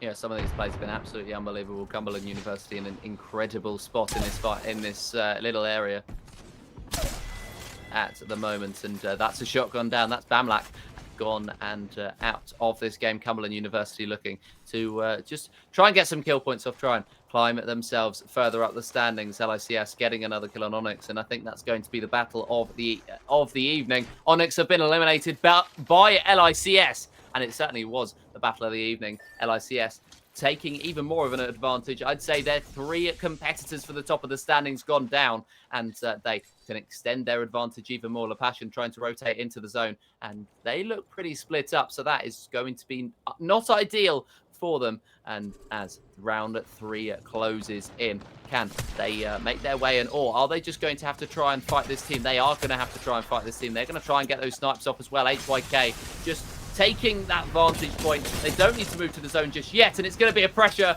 on Ange up at the top. They have forced the movement in, and as soon as they got the movement in, they weren't expecting it. Awful shots there from 51 for HYK, and that could be where this game sort of switches on its head, because HYK are going to lose that shield. Demolisher's down, 5 squads left, 14 players remaining, and Ange has managed to get his shields back up. That is going to be kind of like great shots getting connected from the side of HYK. They have able to pin down that one team, being very playing in a very close vicinity up to the up here at the launch itself. We do see the Bangalore smokes coming in to block all possible line of sight coming in, and right now it is going to be that spray which might get dwindled with, and yeah, painful. Is actually going to be in a very painful spot, because this is around number 3 circuit. It's gonna give you a fair bit of that damage towards your flesh HP over there. I don't mind that play to run away from his teammates, because he's going to be able to heal up, and then while the other team just waits and tries to look for him, he's going to get the opportunity to heal up. We've got Cumberland University fighting for their vantage spots at the moment. 2 of them still on top, and the Gibraltar has jumped down. Slasher just going back up, feeling that he doesn't need to take that pressure, because he certainly doesn't. They have to fight him. He doesn't have to fight them. And at the moment, Cumberland University in an absolute incredible spot, and potentially the favourites. Yeah. At this time, things can be, a little bit unfavorable, honestly. How should I put it? For teams like HYK, when we talk about, their standings, in the overall spot, they were at 5th spot from what I'm able to recall, and Onyx was at +4. Onyx were at 4, -1 compared to what they achieved in game number 1. So a lot of the teams are actually able to understand what they're doing wrong, and some of the teams are just being on that momentum play. That, hey, we won game number 2, we did really well in game number 2. You're just gonna straight up dominate in game number 3 as well. Yeah, they've got no pressure on them now, and they can just take the opportunity and fight all the way to the death. And that is exactly what they're going to try and do, which is absolutely fine. Play with no pressure, have fun is the most important thing. Yeah. Of course, this is a game after all, and well, I mean, there's nothing more fun than winning, and that just seems to be what they're doing at the moment. Yeah, let's see how things are gonna get. Unfolded for squads like Cumberland Squad, and Cumberland Squad is actually the one team able to rectify their mistakes and bring out to be a very different squad compared to what we saw and at their game number 1. They were at the bottom 10, or I guess 5th, or not in the 5th. I mean, from 10 to 12 position they were at, I guess, in game number 1. And now, yeah, they were at the number 7 spot. Now from number 7 they jumped down to number 5, and right now they're already in top 3. And with this position advantage right upon this Typhon over here, so it is looking like they just want to get around the placement points as well, being the team to not engage in useless gunfights. But as soon as somebody who gets down to their face and challenge them, they will show hell on their face. They absolutely will. LICS will they'll pay back any team that decides to put them under pressure. That's at least what they're doing at the moment.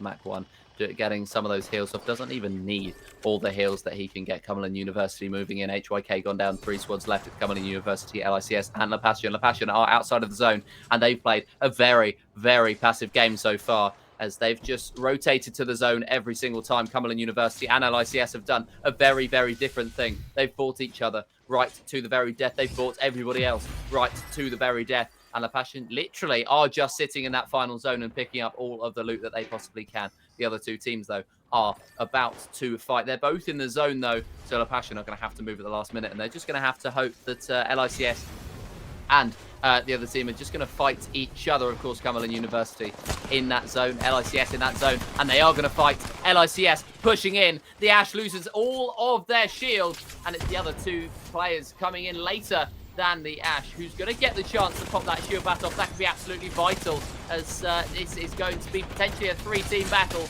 Mac 1 gets a lot of damage, couldn't get that door shut in time, and that is a lot of damage for all of those players. So LICS on the back foot. Cumberland University, who started this game so well, are looking to maybe beat the favourites out. They were the favourites for so long because of that height advantage they had. When the zone moved, they still were able to take the advantage, not of the height anymore, but of the gameplay. And they've just knocked another one down. So LICS very much under pressure. The Passion now trying to make this a 3-team battle. Ash, that is Loba, taking an absolutely huge amount of damage. And this is going to be over very quickly. I think this can be a little bit of the difference now for La Passion. Right now, from what I'm able to see, they haven't engaged in a whole lot of gunfights, so the momentum is going to get a little not in the similar caliber of pace for other teams. And there we go. Antic and Hillhusser both goes down from their opponent team respectively. The first shot connect from the side of Maple, and the Cumberland squad is actually might be the team to take up their very first victory up here in the Storm Point. Anyways, from what I'm able to expect. But Castro Curse is real. As I was saying it for Cumberland University, they're going to go down. And it's going to be none other than LICS to get eliminated. Final two squads battling out for the third victory. Is it the side of Cumberland University to actually get it? And yes, they will get it. Whole lot of Peacekeepers, whole lot of 99 sprays, and a whole lot of 30-30 repeaters being on point. I'm very surprised that Gibraltar didn't use his ult over there. I guess it was not charged up and ready. But yeah, Slasher and Maple, and of course Rockies as well, playing in the Recon Legend with that. They have done absolutely a tremendous job of securing map number 3 on their name.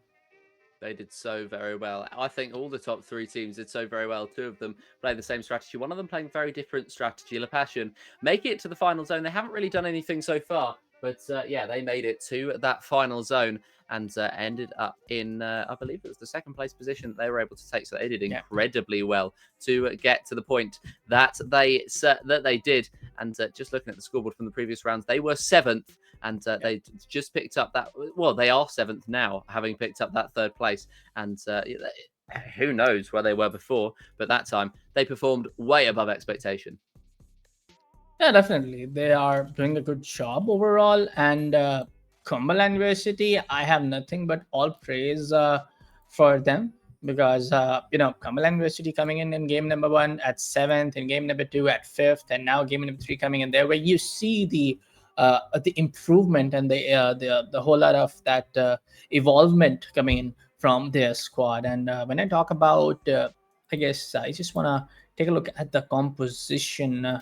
If I'm able to get that information, I think Cumberland University was playing with, Ash, Sparrow, and Gibraltar. How can I forget it? I just saw it in the final screen.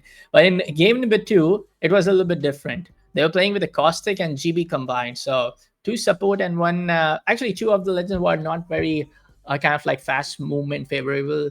This can be a little bit tricky, but now, as we do see the overall scorecard coming in on our screens, there you have it. Cumberland University are right now at the 2nd spot, leaving Pit Colors and Demolishers and even teams like Onyx behind. So this is a great, I would say, an evolution coming up from the side of Cumberland University in terms of their gameplay for sure. Yes, it's going to be Cumberland University doing incredibly well. We're going to dive straight in to the next matchup, because why would we wait? Match 4 is about to get underway, and we're going to get a chance to see all these 17 teams scrap it out once again. Is it going to be Cumberland University? Is it going to be the team, of course, very much on top at the moment, LICS? Or are we going to be getting somebody new, someone like Fit Killers maybe, diving into contention? We're all about to find out. Yes, sir. I mean, for just at a Storm Point, I have always seen Storm Point, not exactly my favorite map per se, even as a player of, as a fan of the game, and even as a caster. But as a caster, sorry, it is definitely one of the best maps to see the entire game at, because environments like Command Center, environments like the Down Beast, POIs like Zavala's Crossing, even I would say Sanot Cave. These are very well designed from the devs perspective to just fit all of the competitive play style when it comes down to very different teams. I mean, most of the changes, fire devs, in my opinion, are mostly them to kind of like taking the feedback from the tier 1 players, but competitive wise, but even for the casual players, if you ask anyone, I mean, chat, you have to kind of like tell me about this one. Do you actually enjoy playing on Stormpoint as a player in ranked or even casuals, or do you think it is a okay-ish map? Because I know that there are definitely not a lot of fans for the E district map. I know that for sure. Trust me when I say that. Everybody knows it. I mean, I don't hate that map, but I don't love that map either. Yeah, that's fair enough. I mean, we've all got our favourites. I think that's. I think there's some maps that are just a lot more favourable than others, and I think this is one of those universally interesting choices and interesting maps to be seeing. But yeah, I don't mind it too much, and well, I think that it's going to be a very. I think it's going to provide a very good matchup. It certainly did last match, and we're going to head to the middle of the map for, I think, the next rotation, and that is where we're going to see our starts of our fights, because we haven't even had anybody knocked down, let alone knocked out yet, but that could change very soon. UCC Esports in the corner. I think they've just spotted somebody else. Yes, sir. And we have seen actually... Oh, so sorry. D665 able to actually kind of like withhold themselves from game number 1 standing, but they will be actually going down as I speak for them, and there's going to be no more Mirage plays. And now Mirage, which has been like kind of changed in the Year 3 update from an assaulter to being the support legend, very odd to see them with that icon, but hey, it's one of the nostalgia that you have to kind of go with it. But right now we do see some RE45 sprays going in the same way, same angle, and that one team being very scumbled on that location over there. Yeah, they're just taking the opportunity to fight with each other at the moment in this early game, and this is where neither of the teams are going to be quite as prepared as they would like to be, which is going to be an interesting scenario to see, as they might not have the guns that we want. But Navlos looking like Navizo looking like he's very much got the guns that he would have wanted. A Nemesis and RE45, exactly what you want at this point of the game. And Next has gone down, the first team to go down. They are having an absolutely torrid time of it, and D665 getting a great chance to wipe out the second team in this game. There's one UCC player down, there's a second, and the Peacekeeper playing absolutely just the most incredible game so far. There is the final player, Mirage, losing sight of them. LA Lemons become the second team to be knocked down. UCC may well be the third. He's hiding away, hoping that nobody is going to be able to wipe him out. But there we go. UCC Esports gone down at the hands of this team. And, well, that is going to be D665 with their first notable kill, as well, there's only 12 squads left. We've had another one knocked out. Boom Esports, the latest. 12 squads already. This is a completely different game to the last one.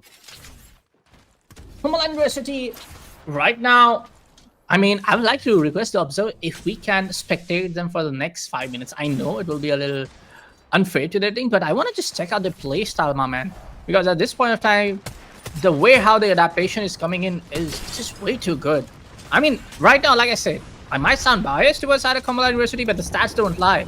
From number 7 spot to being in overall number 2 in the overall standings, it's just huge jump and a huge improvisation coming in.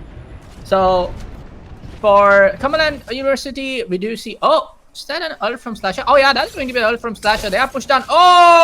A right time, a right swap coming in with the PK. That guy almost falling down shot. Slasher will take down the side of Duke. The second kill also comes up from Zockies. I guess there's going to be that one final player which is trying to just maneuver around and get out of the spot. Not going to happen. And DZ Esports find themselves getting hunted down from this side of none other than this side of Cumberland University.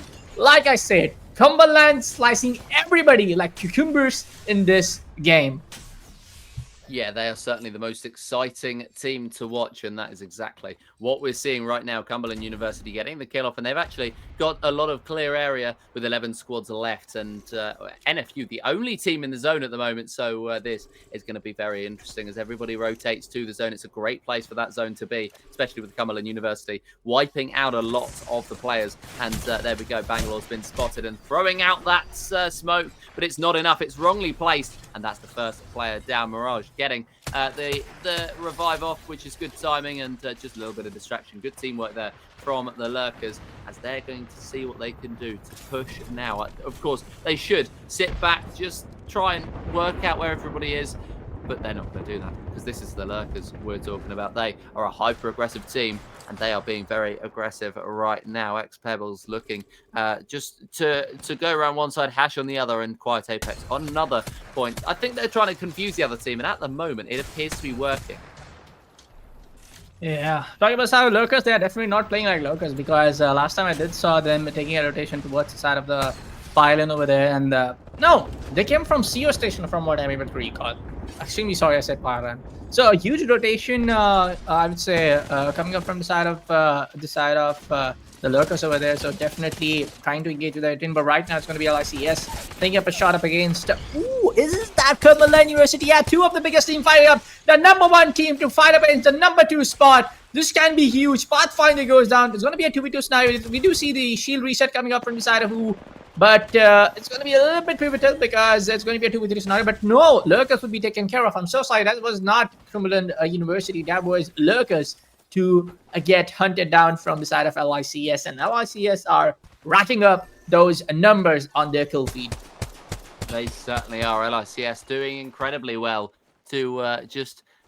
I think they may well end with a record points total. They're trying to catch up with the team in Lobby 2 who got half the lobby in the first game, it appears, and that's the enemy shield broken. The Wraith losing all of that damage, and Onyx, another team that's been hyper aggressive, but it hasn't paid off for them so far, and they got knocked out last game pretty early on, so they're looking to come back as soon as they can. LIC suggesting a location, suggesting a location, suggesting that they head and push towards the other team, and of course communication is absolutely vital, but you don't need it when you've got snipes like that. X-Layer gone down. That is one player down. The Sparrow's shield has been broken as well, and the push is very much on. LBR has been eliminated in the meantime. Is Chris going to be able to get the kill off? No, he's not, because they've disappeared.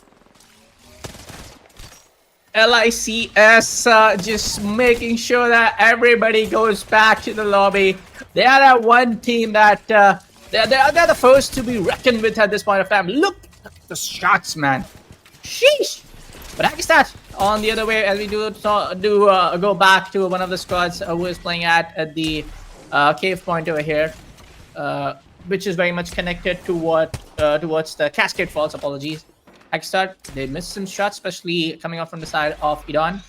We do see the single bow getting decatted. It's going to be a little bit troublesome because the stun happens in very quickly. And oh! That is going to be Cumberland. Oh, that is going to be Cumberland squad. This is very much confirmed because that is going to be Zeki's. What a movement! What? The other Sparrow wasn't very sure about how to land those shots. What a movement being done from Zawaki. And right now, Cumberland squad are looking down to hunt down one more team, add one more, actually 3 more kill points being up there, right up on their scorecard.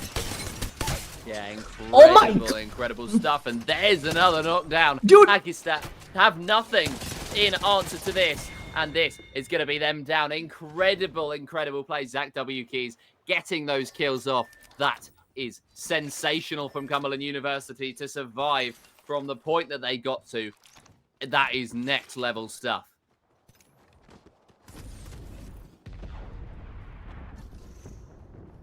Yep. For the side of D65, they're coming very close to the same vicinity where we did saw Cumberland University spotting, actually taking out the entire team of the side of the Lurkers over there. But right now we do see, it's going to be other team actually. Zawakis was the last guy actually. I'm so sorry I missed that one.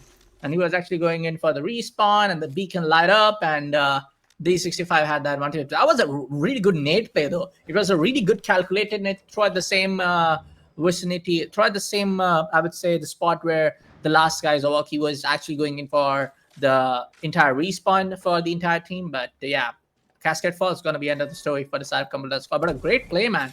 I mean, I'm pretty sure they have more than 7 kills again, 7 kill points again here at map number 4 as well for the side of Cumberland before they got eliminated. Yeah, it's going to be interesting to see what they're going to be able to do towards this late game. And while the ring is about to close, the ring is just closed for round number 2, and round number 3 is about to get underway. Onyx looking for their next opponent, and that appears to be what they've done throughout this game. They've just looked for an opponent consistently, and they've just searched those battles out. They've wanted those fights. And that's exactly what they've been able to get more often than not. But at the moment, it's a little bit more of a dull area, as they are on the right side of the map and right side of the ring, whereas everybody else is on the left or above, and nobody in the zone. So this zone has really not been favourable to any of the teams that are left, the 6 squads that remain. But I think that just comes down to the fact that we've only got 6 squads left, because 18 players in this ring is a lot less than we've been seeing for the majority of this game. We've normally been seeing at least 1 or 2 teams in the zone. Instead, we've got absolutely none of them. And now it's D665 trying to, and being successful in getting a little bit of damage off from the bow check from NWP Smash as they look to rotate to the zone unbothered. Yeah. We do see the revival coming in for the side of NFU, though. And things are actually looking great for NFU. D65 is coming in very close at the same spot here at the mountain lift, if I'm able to recall it. I'm so sorry, folks. I'm not able to recall. Oh, this is the lagoon part and the river center over here. Yeah. Now I'm able to recall it right. But anyways, the point is they are very, very, very close. We do see the tracking coming up from the side of Sparrow. Charge fire with 3 gold attachments. Woo! Back-to-back shots, Fuse tactical ability will be used at the same spot as well. So they got to be very kind of like not hesitant. Actually, be on the very decision making that they have to get out of that spot as soon as possible because of the cluster charges going on the same direction. But some shots will be taken from Onyx as well in the same play, and they're just not gonna leave that squad of LICS. Oh, it's LICS, by the way.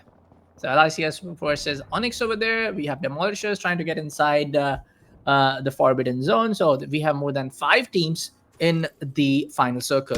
And the 6th squad is actually very, very much taking a late rotation over there in the southern end. Yeah, I think a lot of the teams are taking late rotations, weirdly enough, because it feels like that appears to be the play, because that's exactly what worked last time out for La Passion. And I think a lot of the teams, despite the fact that La Passion aren't actually in at this late stage, are trying to copy their late game, because that did work out for them. They just had the opportunity to pressure. No, it didn't come off, but these teams will have faith in themselves that they're going to be able to change that and, to be able to have a little bit of a different scenario. Ultimate popped in, and just a couple of those grenades. Are they going to be able to do any damage to anybody? Doesn't appear so, as I think they're just trying to scout out at the moment who is where and what is going on. There is the team that they were looking for, but Onyx getting the kill down. This is going to be the battle for the match. LICS versus Onyx, and that's going to be 1 player down for LICS and then 1 player down for Onyx. They're trading players, and they're going to try and get that finish off. There is another one potentially gone down. Yes, it is. Lundam gone down for Onyx, and LICS have got the wipeout. They lost the early advantage, but they gained it right back with the 3, and Onyx get the kills off. D665 pressuring now, and they might get the opportunity to wipe out the favorites. Let's go. Can happen. We do see back-to-back Magro ultimates. Back-to-back.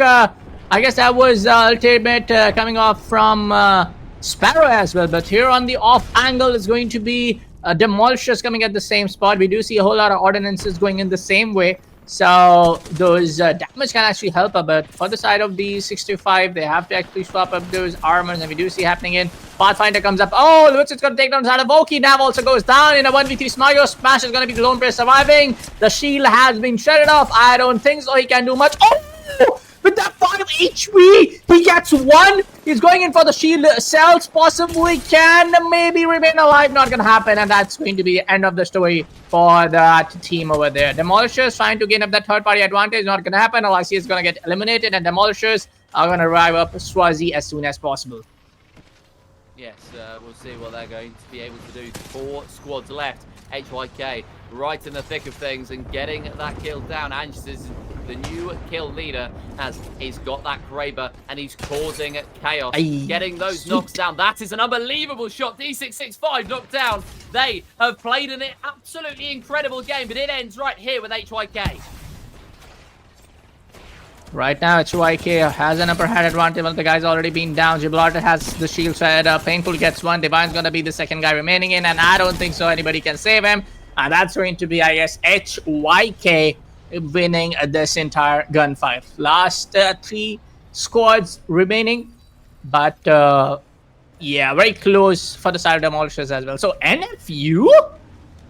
Oh, so Fuse is remaining alive. The solo player for NFU is alive. The respawn is coming in, but the point of respawn is that you might get your basic shield, the same shield that you went off with, but the basic, I would say, attachments coming up with your default guns, which you left out before getting eliminated. But the point is, everybody's just going to come up your spade. A rat spot for Swazi.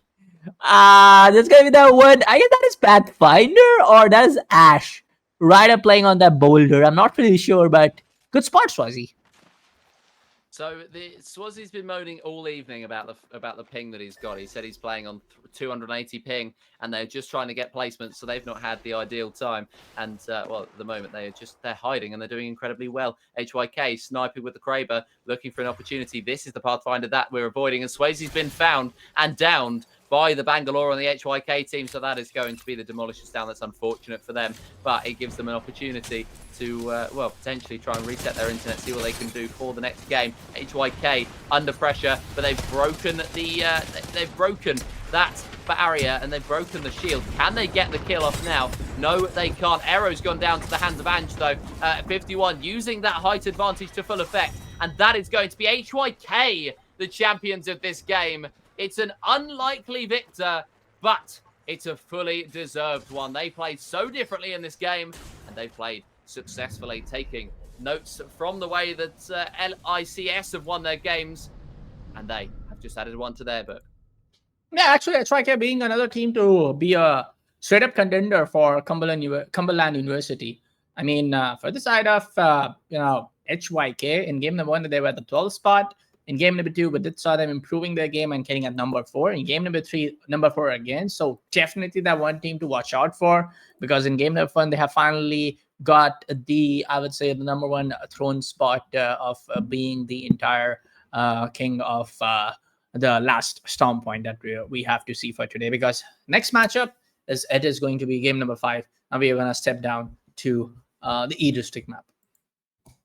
Yes, it's game 5 and game 6. We are going to finish our rounds off for the evening with we're going to finish our rounds off for the evening at a very, very good map as well. E-District to finish us off, and well, LICS taking advantage at the top of the standings. They've got 79 points now after 2 victories and a 3rd place. So they are in prime position right now. HYK moving up 3 spots to 3rd, moving past Fit Killers, Demolishers, and Onyx, and are now up into that 3rd place. Looking a little bit further down, it's a fight at the bottom. Hackistat, Boom Esports, NFU, and LBR Esports split by just the 4 points. But that is the final position. Quite literally, it's going to be for the final position, because Hackistat are on 14 points in that 10th place, 8 behind La Passion. And so unless any of them can do anything, they are going to be able to hold on to, or they're going to be the ones to fight it out. NFU, though, with the 2nd place, catapulting themselves right into contention for those points right up there. If I have a look as well at the points for the other game, Team Inferno are absolutely dominating. They got the victory in that game 1. Didn't win game 2. Interestingly enough, Team Inferno actually getting wiped out as the first team, but then coming straight back in game 3 with 19 kills of the 42. And it's weird that they were the first team knocked out in World's Edge for round number 2, but they've absolutely dominated, and they still find themselves with almost as many points as our arguably most dominant team here, LICS, at the very top. But yeah, we have just the 2 more rounds to go now, and pretty much all to play for. Yeah. I mean, for Lobby 2, yes, you had that update coming in from Kostak, but I think for a spot that when it comes down to Lobby 2, Some of the teams are actually able to understand what's completely going wrong for them, and some of the teams are actually kind of like being the team to sometimes play very different, and sometimes actually not able to understand what's going on, to be frankly speaking. So yeah, overall I would say map number 4 was great. Could have been a little bit different, but it was a better matchup compared to game number 3 for sure. Game number 4, sorry. Yes, it's going to be very, very close. The last couple of rounds of this E-District is going to be a very, very good place for some of the teams to go. And hopefully some of the teams are going to be able to peak at this late stage. So we're going to get a fierce fight for the last few opportunities and for the last few points as well. We've got a couple of POIs as well that have just been completely ignored. So those are going to be great opportunities for some teams to rotate to. But I think that might be where the first fights are going to be popping off, when they rotate to those empty zones and they meet their match in another team. Yeah. All right, folks, we're just gonna wait for a while, and we have to just actually wait for maybe some time before the the first matchup of just to get started. So I guess we are not going to any break. You're gonna hear our yapping for a little bit more.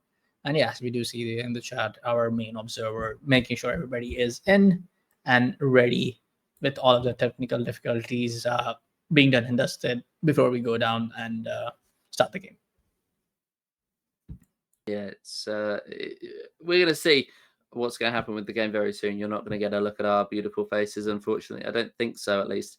And well, we're just going to take a little bit of time to get going for this matchup. But yeah, it's going to be a very interesting fight. I think we're going to have some very interesting fights on our hands, of course, as we always do. We have had the regular. Player bans. I think we've had Ash banned on one of the games. I'm not sure. There appears to be a decent bit of debate, but we're now waiting for a couple of the players to rock up. So at the moment, from the looks of things, La Passion and Demolishers, as you can see on your screens, only have one player each, which is not ideal. But it's definitely not ideal at this point. I think Demolishers took the opportunity to restart their gear and get going again. But La Passion, not sure what's happening to them. They were a team that were camping and a team where we didn't really see anything from over the last game. But yeah, I think they're getting their stuff reset, and we, I think, are about to get going, even if La Passion and Demolishers only have the one player, because well, we're working on a tight schedule here. Yeah, I guess we're just gonna wait for a while and get all of the players in the lobby, and we are just gonna just have to wait for a while, because we do see some of the teams are not in some of the players are not in the lobby. But I guess the admin has taken a decision that the teams have to continue because it's out of the timer, I guess. They didn't come back in the time. So anyways, it is what it is at this point, and we will be jumping straight into the very first game of E-District for the day today. Yeah, and they're going to get the character selection off, and La Passion actually have no players, so Demolishers. The one Bangalore, I'm going to be rooting for them now. I'm really rooting for Demolishers with their one player, and well, I think of all the teams to be wiped out, to not have the opportunity to fight for this one, I think Demolishers are a team in a good, decent position. La Passion, though, are going to fall straight back into that fight. It's going to, because they're in 9th. It's going to become a fight between 9th and 10th. Yeah. Right now, for the side of E-District, I don't have a lot to say about this map, as you would have figured already, man. Draft Point, Street Market, Shipyard, Heights, Galleria, what the hell is Galleria? Boardwalk.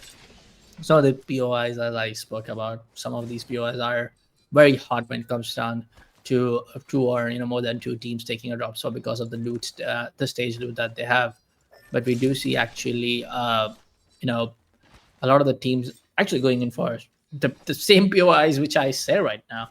We have actually just the energy bank is straight up left. I'm not sure about if we saw somebody taking a drop at Energy Bank. We'll take a note of it as we go back to the big overlay of the map. But for now, Hakistat at the street market, at Boardwalk, we did saw one more team, and the Circle has already appeared, which kind of looks like going into the direction of City Walk. Yeah.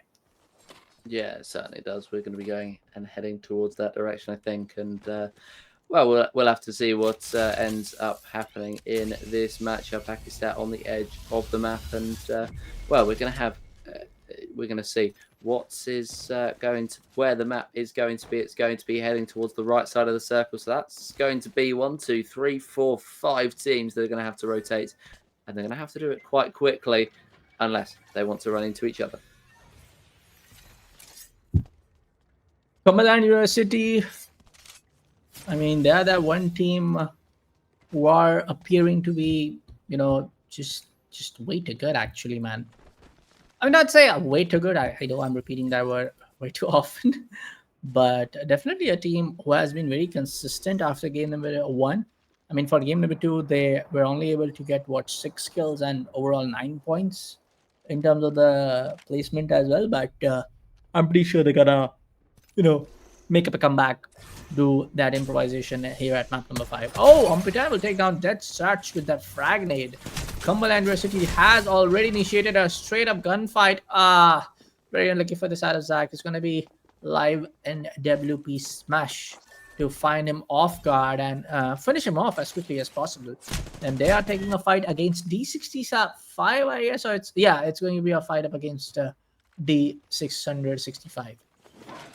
Yes, it's going to be an interesting one. D665 having a look at potentially scouting out all of the POIs, having a look as Le Lemons go down. We've had 2 teams wiped out already, which is not the greatest of starts for them, but it's a decent start for us in terms of watching the game, because we get an opportunity to see who the real good teams are. Hackstadt, who we were watching on with a minute ago, have been eliminated with 14 squads and 40 players left. There's one enemy in the area that has been scouted. I'm not quite sure who that enemy would be, and I think it would have just been somebody on the edge. And Demolishers, well, they are just by themselves, and that would probably be that one enemy. Bamlak is going to have a very interesting game on his hands. Yeah. But, I mean, this is the start of the game, and compared to what we usually see in Easy Streak, it comes out a very passive save. Great shot, though, from Lumdum, connecting on towards a player over there. Was taking a very open rotation right up at the spot of the draft point, I guess. But we do see one of the players from Onyx just trying to find an angle. That's going to be Horizon. I guess that is Lapash. No, that's not Lapashian. It's going to be Newcastle. Gets his shield broken, though. Onyx making sure they push at the right time, finding in some off-area angle, and we do see the cluster charge going in from the side of Fuse as well. And that shot does connect. That cluster charge does connect. And on the other hand, it's going to be that one single player from Demolisher trying his level best. Yes, he's going to see what he can do, and he's not going to hide off here, as he's actually got that knockoff on the Nexus player. And I think Nexus, the way that they've gone so far, that's going to be the team that you want to be fighting early on. But no, he's hiding away, and he is going to run away now, just trying to see off the pressure. But they are still waiting for him to push. He's not going to push, guys. He's not going to push. I promise you he's not going to push. He's just going to keep throwing these grenades, I think, and keep trying to get that chip damage off to ward you off, or potentially that might be a completely different person fighting away. That's going to be a lot of damage on the horizon, and it is going to be another team. Onyx have come in, and that's going to be a completely different challenge. It's either that one Bangalore or it's the entire Onyx team. And, well, whilst they might have been able to cope with the one Bangalore, the entire Onyx team is a completely different kettle of fish. Nexus are going to be the team who has been eliminated for the side of Lurkers. We do see them taking a rotation probably to the side of Newscare for be able to expect. So I'm really sorry. I'm not going to lie. It's a little hard for some of the POIs to just spot them on the right. I do not have the very best of the map knowledge when it comes down to a district, but I'm trying my level best. From what I'm able to recognize, this is looking like the spot between Draft Point and Energy Dam. Sorry, New Square and then Draft Point. The bridge that you see towards it goes onto the angle of Energy Dam, though. So yeah, this is like the similar spot, but right now we do see Lurkers actually taking up a gunfight up against that one team who's trying to take a rotation, a very open squad. And I guess it's going to be the same number of shots coming in from the opponent team as well. Oh, quite Apex takes on the side of Lumdum. So I guess this is going to be D65, if I'm able to recall it right. Yes, potentially Lurkers attacking at D65 as they're just trying to move to the zone. The Rift Energy is going to help them. Or they're going to try and find somebody that's not sure. I'm not sure what they're trying to do, and I'm sure it's going to become very obvious very, very soon as to what their strategy is. And, well, that's just been one thing that's been very good for them. They've kept consistent, and their strategy is going to be that push. The Peacekeeper coming out and a couple of shots off at the Wraith, getting out of there as soon as they can. And I think everybody just looking to follow them. They want to stick together as much as they possibly can throughout this game. The Bangalore taking a lot of damage from Onyx as there is a couple of players that are attacking away. Antita losing all of their shield and a little bit of their health as well. Onyx engaged in a battle the first time, not initiated by them. And it'll be interesting to see how they respond. Yeah. You have to kind of like wait for a while. You have to just understand how things can be a little bit different. Things can be how can go a little bit out of the park as well for some team. You have to just wait for a while. For now, we do saw for the side of Onyx. Oh, the change coming in. Lumdum is able to find that one guy was seeing a huge rotation, but he was completely stoked over it. It was completely backfire on the same spot. Is doing that HP reset over there. And right now towards the very late rotation of Electrodram. So I was completely wrong about the POI though. It is coming in all the way from Electrodram. A very northern shift being a vice versa scenario for all the teams stuck at the northern spots. So we do see the circle going in towards the eastern side.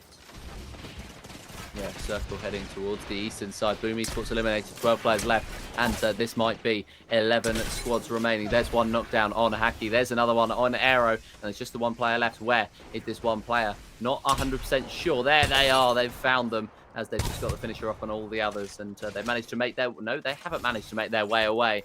And that's another team knocked out of it. As NFU have been eliminated, we're down to 11 squads, 29 players, and the second round of the ring is about to close in. Onyx being aggressive early on, they might be about to find the Fit Killers and might be about to fight the Fit Killers. Yeah. Let's look like it, which can be a situation of some of the teams taking up that late rotation. They'll find their opponent squad just beside them. One scenario is Fit Killers and Onyx. In between, I guess they have their visual and audio cues given out to each other, and this fight is about to get started really, really soon. Onyx are trying to avoid this one because they know in for a fact that they have to give priority to the circle because, again, this is just round number 2, but after round number 3 gets triggered, if you're out of the circle, the damage is going to be a huge one, a pretty fair one to your direct flesh damage. So they're just giving the priority to the safe circle, and they just want to be at the safe scenario at a closed down covered spot before taking a fight with any other team.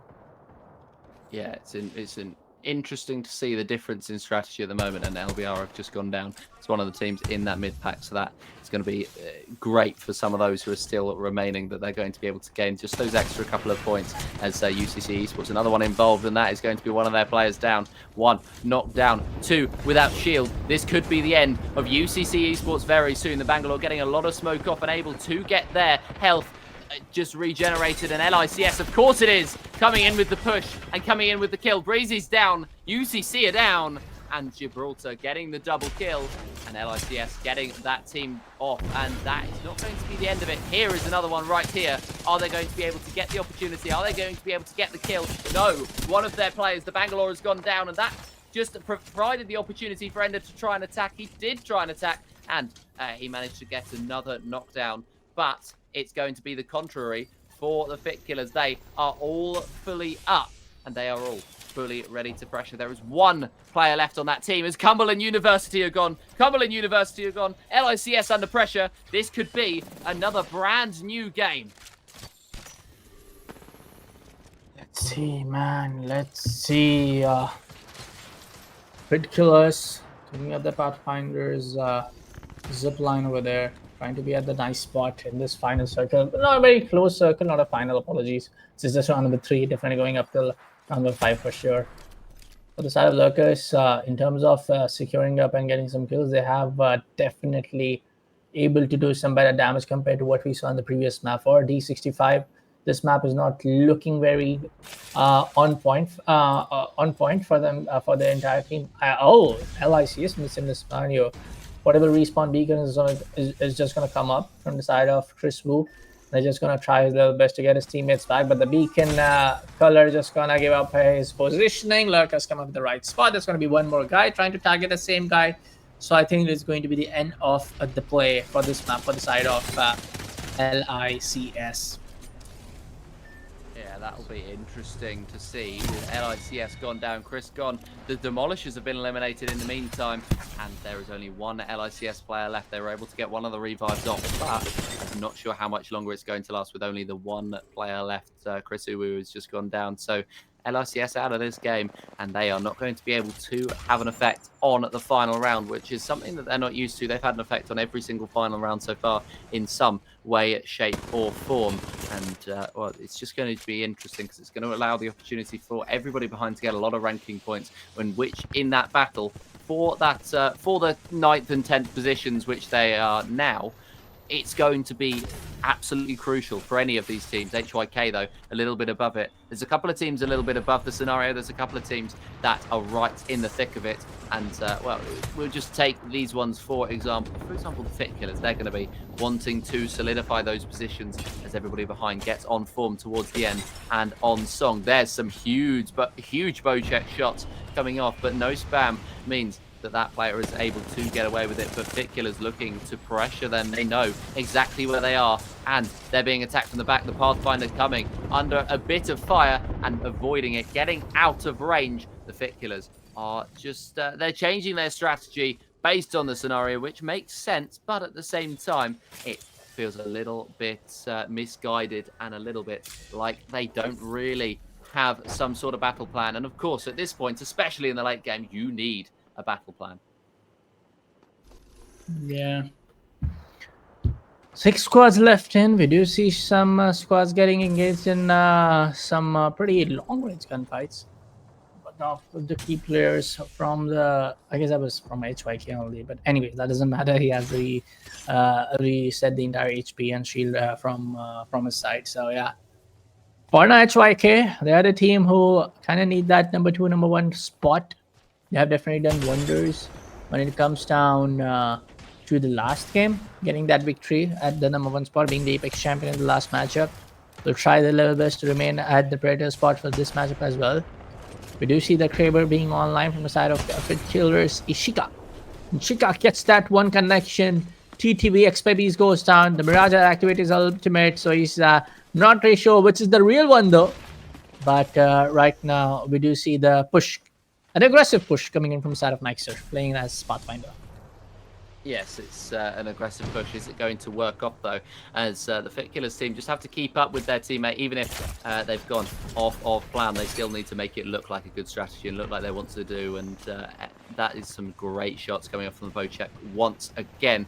And that is the player that is going to decide it, the one with the bow check and the one with the Peacekeeper. That is a lot of shield damage taken, helping. Well, the teammates are going to help to distract, but there's only so much they can distract. But it seems to have worked out. DZ Esports getting an elimination, or being the ones that are eliminated, and 51 throwing out some stuff, everything that Bangalore has got, and it was everything that the Bangalore could give. Now gone down. The Pathfinder using the shield, very good play just to hide behind, and the Pathfinder does have the high ground, and that might be HYK finished off. It's going to be 2 of the players knocked down. The third one hasn't got much shield left, and is just going to try and protect themselves as much as they can as the ring tightens in. 14 players into this doesn't go, and LICS, knowing exactly what's happened with this team, are looking to just finish them off now, getting that final kill off. And well, LICS are a team of 3 again, so they've managed to dig themselves out of a spot. This is exactly what champions do. They get themselves into championship winning positions, and they're going to be able to knock down that last player and get the finisher off. This is going to be some more incredible play as LIC Chris Uwu gets Sheikah. That's going to be that for them. And Fit Killers have gone down. 3 squads left. Make that almost 2 as X-Pebbles has been knocked down. And there's only 2 left in that squad.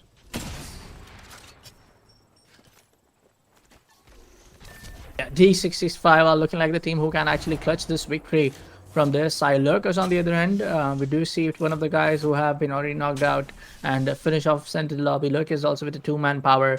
So it's going to be a 2v2 between these 2 squads. Not really sure about the other 2 ones. I have to just wait for a while. For Wraith, it's going to be a down, but still not out. Pitch Hurricanes in a very bad spot. I don't think Lurkers can remain alive. Was able to figure out the real one through the Mirage ultimate. Not really sure if Lurkers will be able to remain alive. Oh, he's actually able to. He's just gonna stuck in the corner. But the guy comes up, just jump across his face. He's just trying to remain alive, and there you go. Lurkers goes down, and final 3 squads remaining in play. Yeah, only 3 squads remaining in play, and this is a battle between 2 of them. LICS, of course, as always being the aggressors, and the defenders looking to do something painful, getting knocked down, and the Ring assisted with that kill, so it's quite clear what their strategy is. It's just to get out of the way of LICS as they pressure, as the Ring pressures them as well. That's 2 down, and 51 gone down as well, so LICS might be able to get 2 kills, or 2 team kills, for the price of 1. There's D665 and new kill leader Lavut with the 7 kills. Can they get the final one off? Yes, they can. And LICS once again are the champions. Yeah, LICS actually getting the 3rd victory upon their side. So things are looking just way too dominated from the side of LICS, honestly. Oh, I love that Gibraltar skin. As one of the legendary kit that you get inside the game, and Aura is just way too good. I mean, the Aura is going to shine bright like a diamond as they get game number 5 for themselves as well. One of the last round is about to left out at this point. So yeah, even before that, you're able to get 3 Apex champion spot for yourself. In terms of the placement points, you're just able to do wonders. And look at the kill span, 14 kills combined with that placement point of more than overall at the first position. So at this point of time, they are just a team who are kind of being way too dominant at the entire lobby. Yes, they certainly are. They are absolutely dominant, and they are once again demonstrating it with those 14 kills and taking yet another victory. That is going to be that this evening. And well, we've had some very, very good games, but LICS have certainly been the team of the day, and I'm very excited to see how they get on tomorrow. Yeah. Let's see on how things will be looking at the overall scoreboard, as we will be going on to it very soon now, folks. So, yeah, I'm just able to kind of like just trying to wait and kind of in the back of the head and how things are looking in for teams like, Demolishers, teams like Lurkers, and now as I have the overall scorecard right up on my other screen, it's going to be HYK at the number 2, LICS with 3, Apex champion spot today. Cumberland University getting down actually on the terms of the overall at the 3rd spot. Fitkillers at 4. So a whole lot of teams are actually able to do good amount of damage per se, I would say, in the kill points getting their way. But for the side of placement points, it's only HYK, Cumberland University, and LICS to get the majority of it. Yes, and that's absolutely crazy. I think it's so interesting to see that they've absolutely dominated the points, and they thoroughly deserve everything that has been happening for them today. They've worked hard for the victory, and they've taken the victory. So for LICS, it's a perfect day, and it's a great way to set themselves up for tomorrow. Yeah, I mean, tomorrow, definitely for tomorrow they are actually racking up the kills back to back, but I guess we still have that one matchup left, which is going to happen again at E District. But I guess we have a little bit of that teams are actually getting back in the lobby and restarting their game, so we have to just wait for a while, I guess. And yep, they have to restart the lobby. Yes, we do. So well, we're just gonna you're going to hear us yapping again. We're not going to get a break. We're going to go straight through to this final match. Okay. Yep. I guess when it comes down to the overall scenarios on how some of the teams are actually looking very dominant, like for the side of LICS, for the side of HYK and Cumberland University.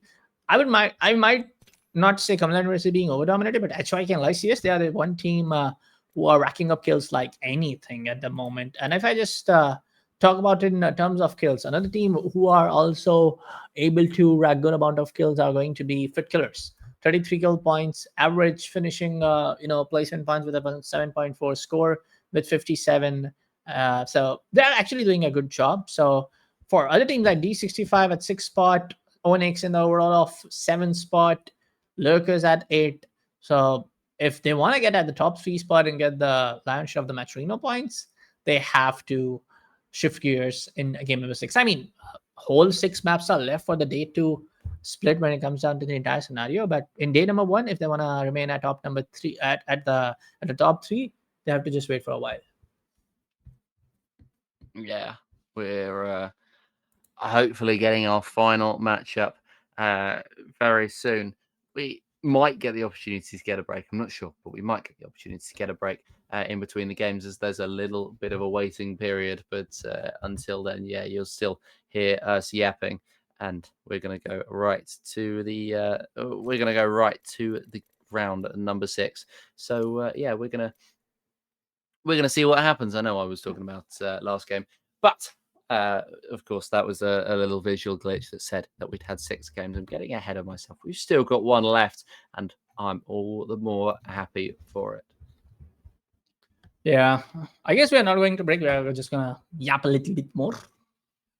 Again, talking about some of the teams in the overall scorecard, teams like Nexus, they're at the bottom with the 17th spot. LA Lemons, with just 1 kill and 7 placement points. Overall 7, apologies. RVCC with 9 score points. LBR Esport at 14th spot with 11. So I think like some of the teams are trying their little best, but yeah, it's just not their day, Yeah, there's a few teams where it's really not their day. I think Demolishers last had their they had 1 player last time. They've managed to make their way back up to it said 3, but Ex-Pebbies has gone back to the Lurkers. So Demolishers at least have 1 more player in their team, which is good. And we will see 1 more round to decide what we are going to do. And we'll see, as I'll give you a little points update if I have the opportunity to have it. LICS 105 points, HYK 61 in second place, Cumberland University and Fit Killers tied on 57 for that 3rd place. Then Demolishers in 5th on 40, D665 in 6th after a late spurt, I think it's fair to say, on 39, just 1 point behind Demolishers. Then Onyx 7th with 35, Lurkers 32, and La Passion 22 in 9th place. So La Passion 22 in 9th, Hacky Stat 16 in 10th, DZ Esports 15 in 11th, Boom Esports 14 in 12th, NFU 13 in 13th, and our LBR Esports 11 in 14th. Then to round us off, UCC with 9, LA Lemons with 7, and Nexus with the 3. So, it's going to be a very tense fight for that 10th position to see if they can sneak through to the finals. Having a look at the other one, at the other games, and they're on game 4. Team Inferno not quite being as dominant. Frango, who won that game 2, winning again. It looks like it's going to be flip-flopping between those 2, as there's only 3 points between them now, both with 50 kills. So that is absolutely unbelievable. Each lobby has been absolutely dominated by each one of those teams, and that is sensational stuff. RMX in 3rd place with 50 points, Phantom Esports with 35 in 4th, and New Kings in 5th with 26. Then it's Roughnecks with 19, Hollow Minds with 18, TTK with 18, Phantom Esports. It was Phantom Esports North America in 4th. It's just Phantom Esports in 9th, and Capybaras joint with them on 17, with Roughnecks on 14 in 11th, Lunex Gaming in 12th, Roughnecks are in 13th with 10, Cougs with 7, and Pupusitas 4 to round out your field. But we're loading into the final lobby, and we're going to get going. Yeah, we do see actually one of the teams bailing out, and one team again playing with 2 squads. So yeah, a little bit of disadvantage, but they have to just deal with it, Yeah, so they're gonna have to deal with it, and they're gonna deal with it fine. I think there's no problems with it at this point. I think they're going to be absolutely fine with everything they can get for these final few games, and it's going to be interesting as we head into the final round here at E District, round number 6 of this evening, and it's going to be a very, very, very good matchup as all the teams vie it out for the final round. Yeah. For now, we do see City Hall. It's going to be a drop coming in for Fit Killers in the draft. Elements taking a decision to Boardwalk.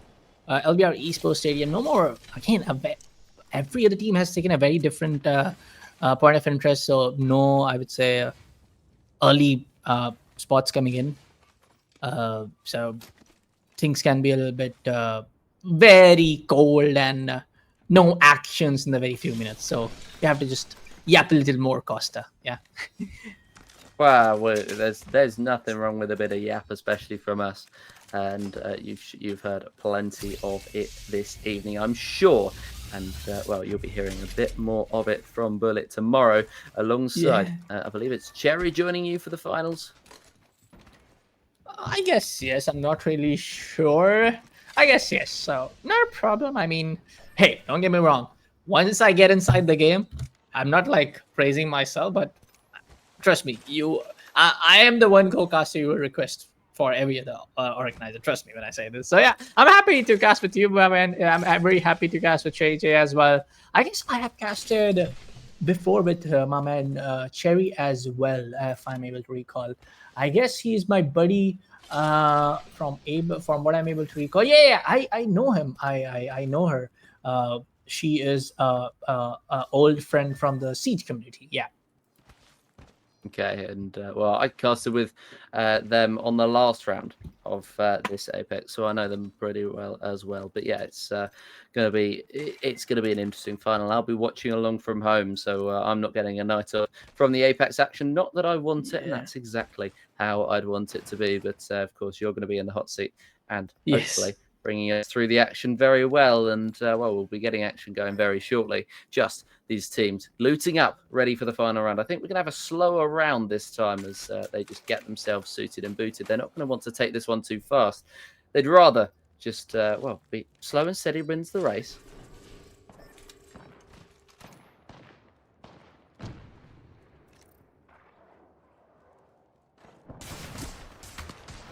As there's a couple of shots up there, D665 getting, the Revenant getting hit.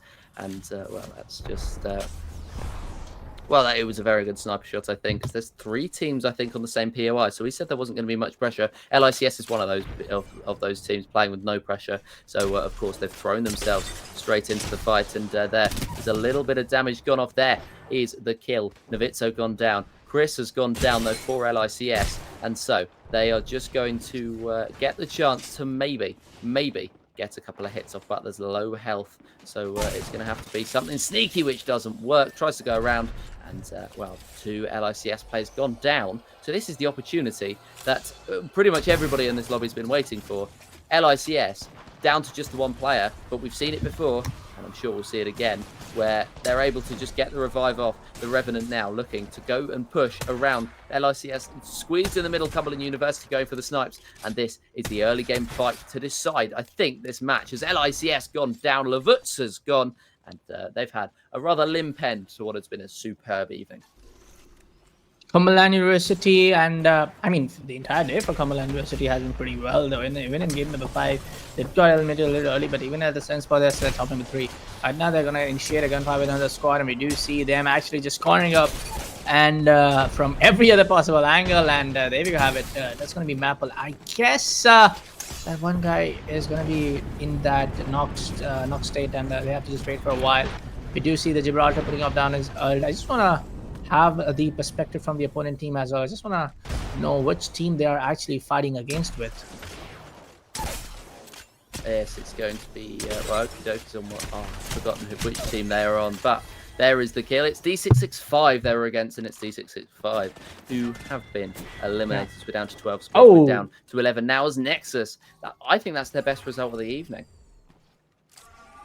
Yeah, overall, I mean, I have seen, I guess Nexus was in game number 5. They were at the, what? They didn't play game number 5? No. Oh, sorry, that was game number 4, I guess. Apologies. They were at the 4th or maybe the 3rd spot. We did saw one of the last guys just, ratting out him in another spots. That's just playing very passive, right? Ratting would be the very wrong word to describe the entire play.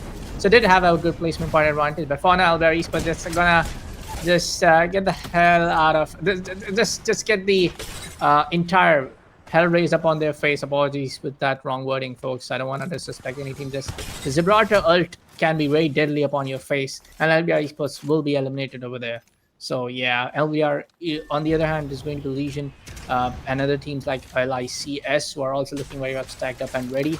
Onyx over here are trying to do a third party from what it looks like, but one of the guys has been already taken out, and they have to kind of like back out from the entire scenario. Yeah, I think that's the right thing to do at this point, especially for the teams that are trying to pick up placement points and ensure their position in the Sunday's action as HYK, one of the teams that I think you could say are confirmed. And they've brought out a Bloodhound. I don't think we've seen a Bloodhound this evening, but that's an interesting play to just... I think they are just going to go fully on the attack, and the Bloodhound allows them the opportunity to do so. Cumberland University in a similar situation. They've got a new character, and it's going to be Mad Maggie they bring out for the final matchup. And, well, that's just... Though I think that's 2 characters we haven't seen at all today, so an unexpected one, but a nice surprise nonetheless. Yeah. Things can be... a little bit stacked up and done in a right way for the side of Fit Killers. I mean, Fit Killers are that team who are at the number 2 spot right now. Oh, sorry, number 4 spot right now. In the last game number 5 of Eater they were at the number 2 spot in terms of the overall positioning and kill points. So for the side of Fit Killers, if they're able to remain in top 4, they can actually surpass a whole lot of teams like Cumberland University and HYK as well. Because Cumberland University and Victors are right now at the same score line, 57-57. I'm pretty sure that's going to be very much changed.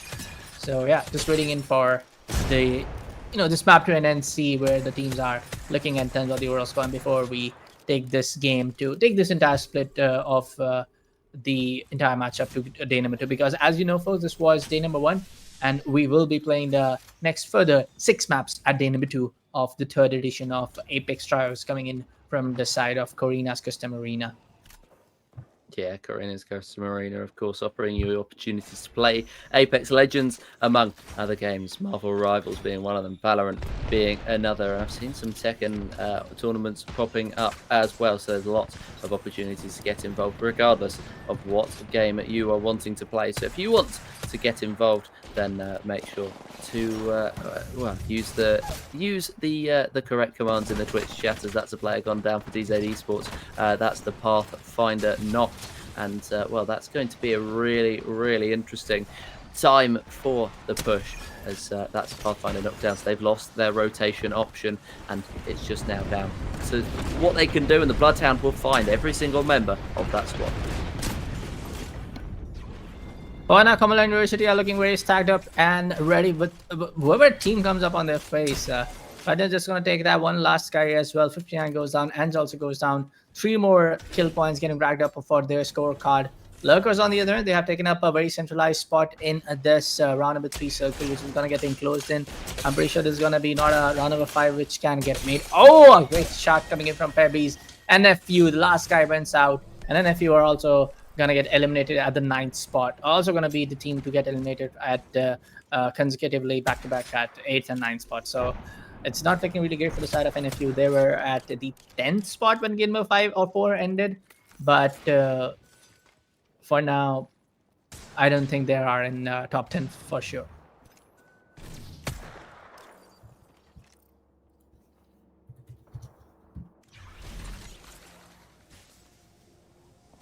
the side of Fit Killers, we do see them using up this jump tower.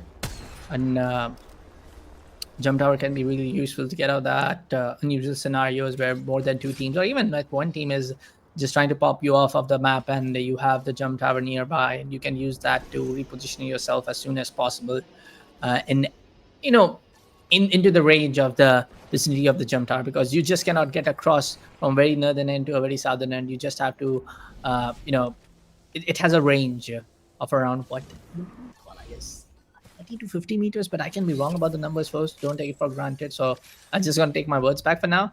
But yeah, hey, by the way, just to let you guys know, I'm from India, and this map has a lot of that, Easter eggs in terms of the Indian South Asian representation, by the way, folks. So yeah, in case you don't know, now you know. A whole lot of shop names are in the Indian Devanagari script language. A whole lot of spots have been written with the Hindi language. So yeah, in case you didn't know, now you know. The more you know, I mean, and I do apologise for not speaking before. It was a very bad time to sneeze. But yeah, it's one of those where it's a very well represented game, I think, on all fronts, because you've got the characters, you've got the maps, you've got everything like that, and Lurkers getting 1 player knocked down. It's absolute carnage here as the Mad Maggie ability comes off. UCC Esports knocked down. We've got 7 players left, and that is a very, very good play, as we're just getting a couple of very good opportunities taken. These players, despite having played 6 games, are still at the very top of their game. Boom Esports trying to push and pressure. Onyx have been eliminated. That is an absolutely humongous elimination in this game. And boom, one of their players is down. The other 2 are still in the building somewhere. And Hash gets that 1 kill off and finishes off Boom J. So that's going to be 1 player completely gone, and that's the Wraith and the Watson left.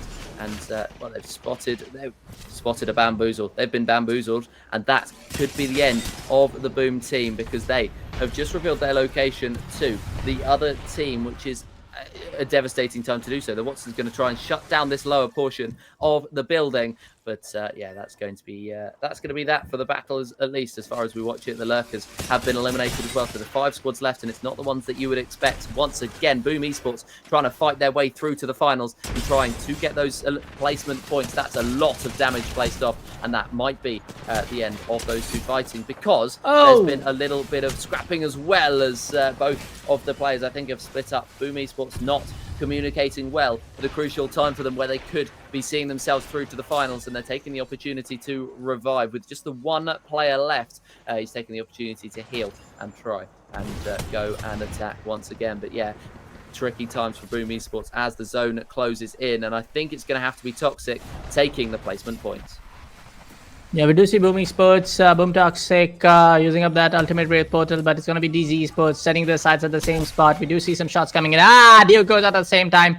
Peacekeeper on the face, and that's going to be Boom Esports going out of the equation. And on the other end, it is going to be Cumberland University as well, who have been eliminated. I'm not really sure if that was a 2v2 fight or 1v1, that has been done in this. And now it's going to be just 2 squads racking up that play to get this final victory on today's final and last matchup. Remember, folks, we still have 6 more games, which is going to get played tomorrow. So remember to tune into the Karina's Custom Arena Twitch channel at the same time tomorrow as well. HYK, and it is going to be DZ for the final fight.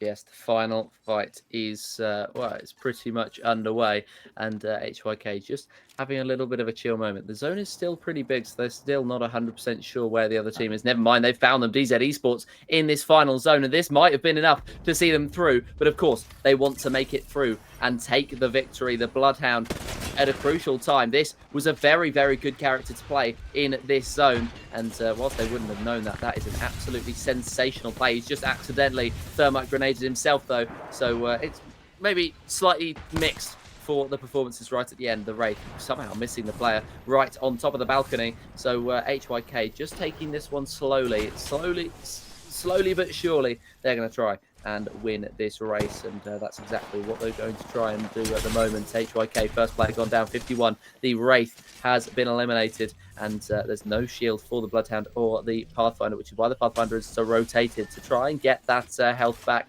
But 51 gone down. DZ Esports getting that health done too. Shush has been revived once again by the Pathfinder of Duke, and it's a Pathfinder versus Pathfinder battle for the end. It's a Pathfinder Fuse and Watson lineup for DZ Esports, as that was Fuse's ability just to try and get some chip damage off on the other team, and also just try and discover where they are. Enemy shield of the Oh, nice been broken, shot. and that's going to be Fuse gone down. Huge shot from Shush, and Ange. Oh, baby. Down. That might be another one, but the enemy shield has been broken for the Pathfinder. Can the Pathfinder knock them down and finish them off? Yes, they can. DZ Esports has been the champion, and you can see right at the top there, they were only 1 point off, and surely they've made their way through.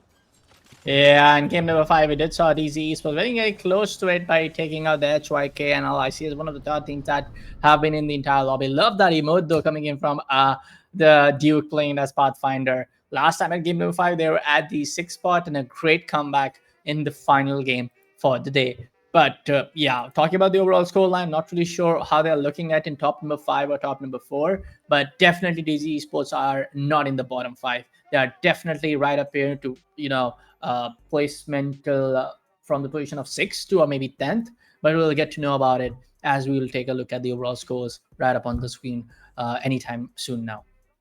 Yes, it'll be very soon. We'll get the opportunity to see the final standings, and I think DZ Esports, with that final performance, have managed to make their way through. That was incredible from them at the death, just to be able to hold their nerve and just seal their place in the finals, because DZ Esports, they entered the last time. They were one of the few teams to enter both last round and this round, and they did incredibly well to manage to get their way through here. And I've got the results here. I'm not sure if they're up on the screen. Yes, they indeed are. LICS, of course, making their way through as the champions of Lobby 1. 106 points and 58 kills. Cumberland University in second place.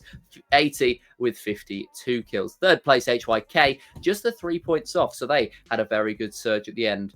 Fit Killers, fourth place with the 64. They are, I believe, a related team to HYK. So those 6 will be very happy with their performances there. Lurkers, 5th place with 48. Demolishers, 6th place with 42. 40 points for D665 and Onyx with 38. But they felt like they were the early pressurers, but they just did not quite have the ability to keep up as they headed towards the late stage. DZ Esports in 9th with 37, of course, managing to clutch up, and La Passion taking 10th place, stealing it away from Boom Esports, who I reckon if they'd have had one more place, they'd have had it, but unfortunately not. 20 points for them. And I mean, with only 4 kills, would they have deserved to get through to the finals? I don't think they would have. And well, that is going to be that for this evening's action, I think. And well, thank you very much to those of you who've joined us. So the top 10 from that lobby, well, you can see it on your screens right now, and I'm not sure whether we're gonna get the opportunity to see the top 6 from the other lobby, or the top 10 from the other lobby even.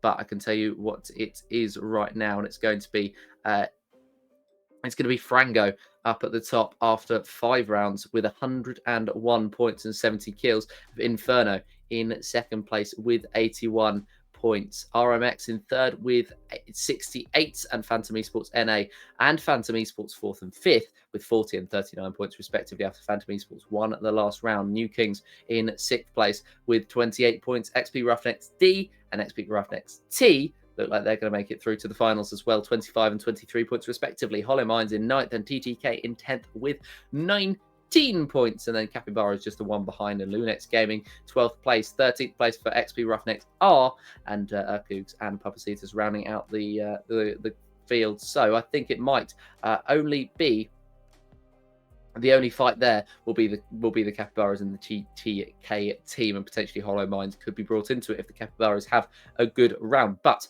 thank you very much to everybody for joining us for this evening's action. It's been a great evening of action. It's been a long evening of action, almost reaching, I believe it's been 2 hours and 45 minutes we've been live.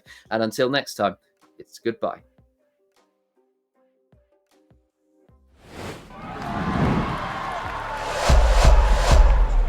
Something magical, so I should probably stay a little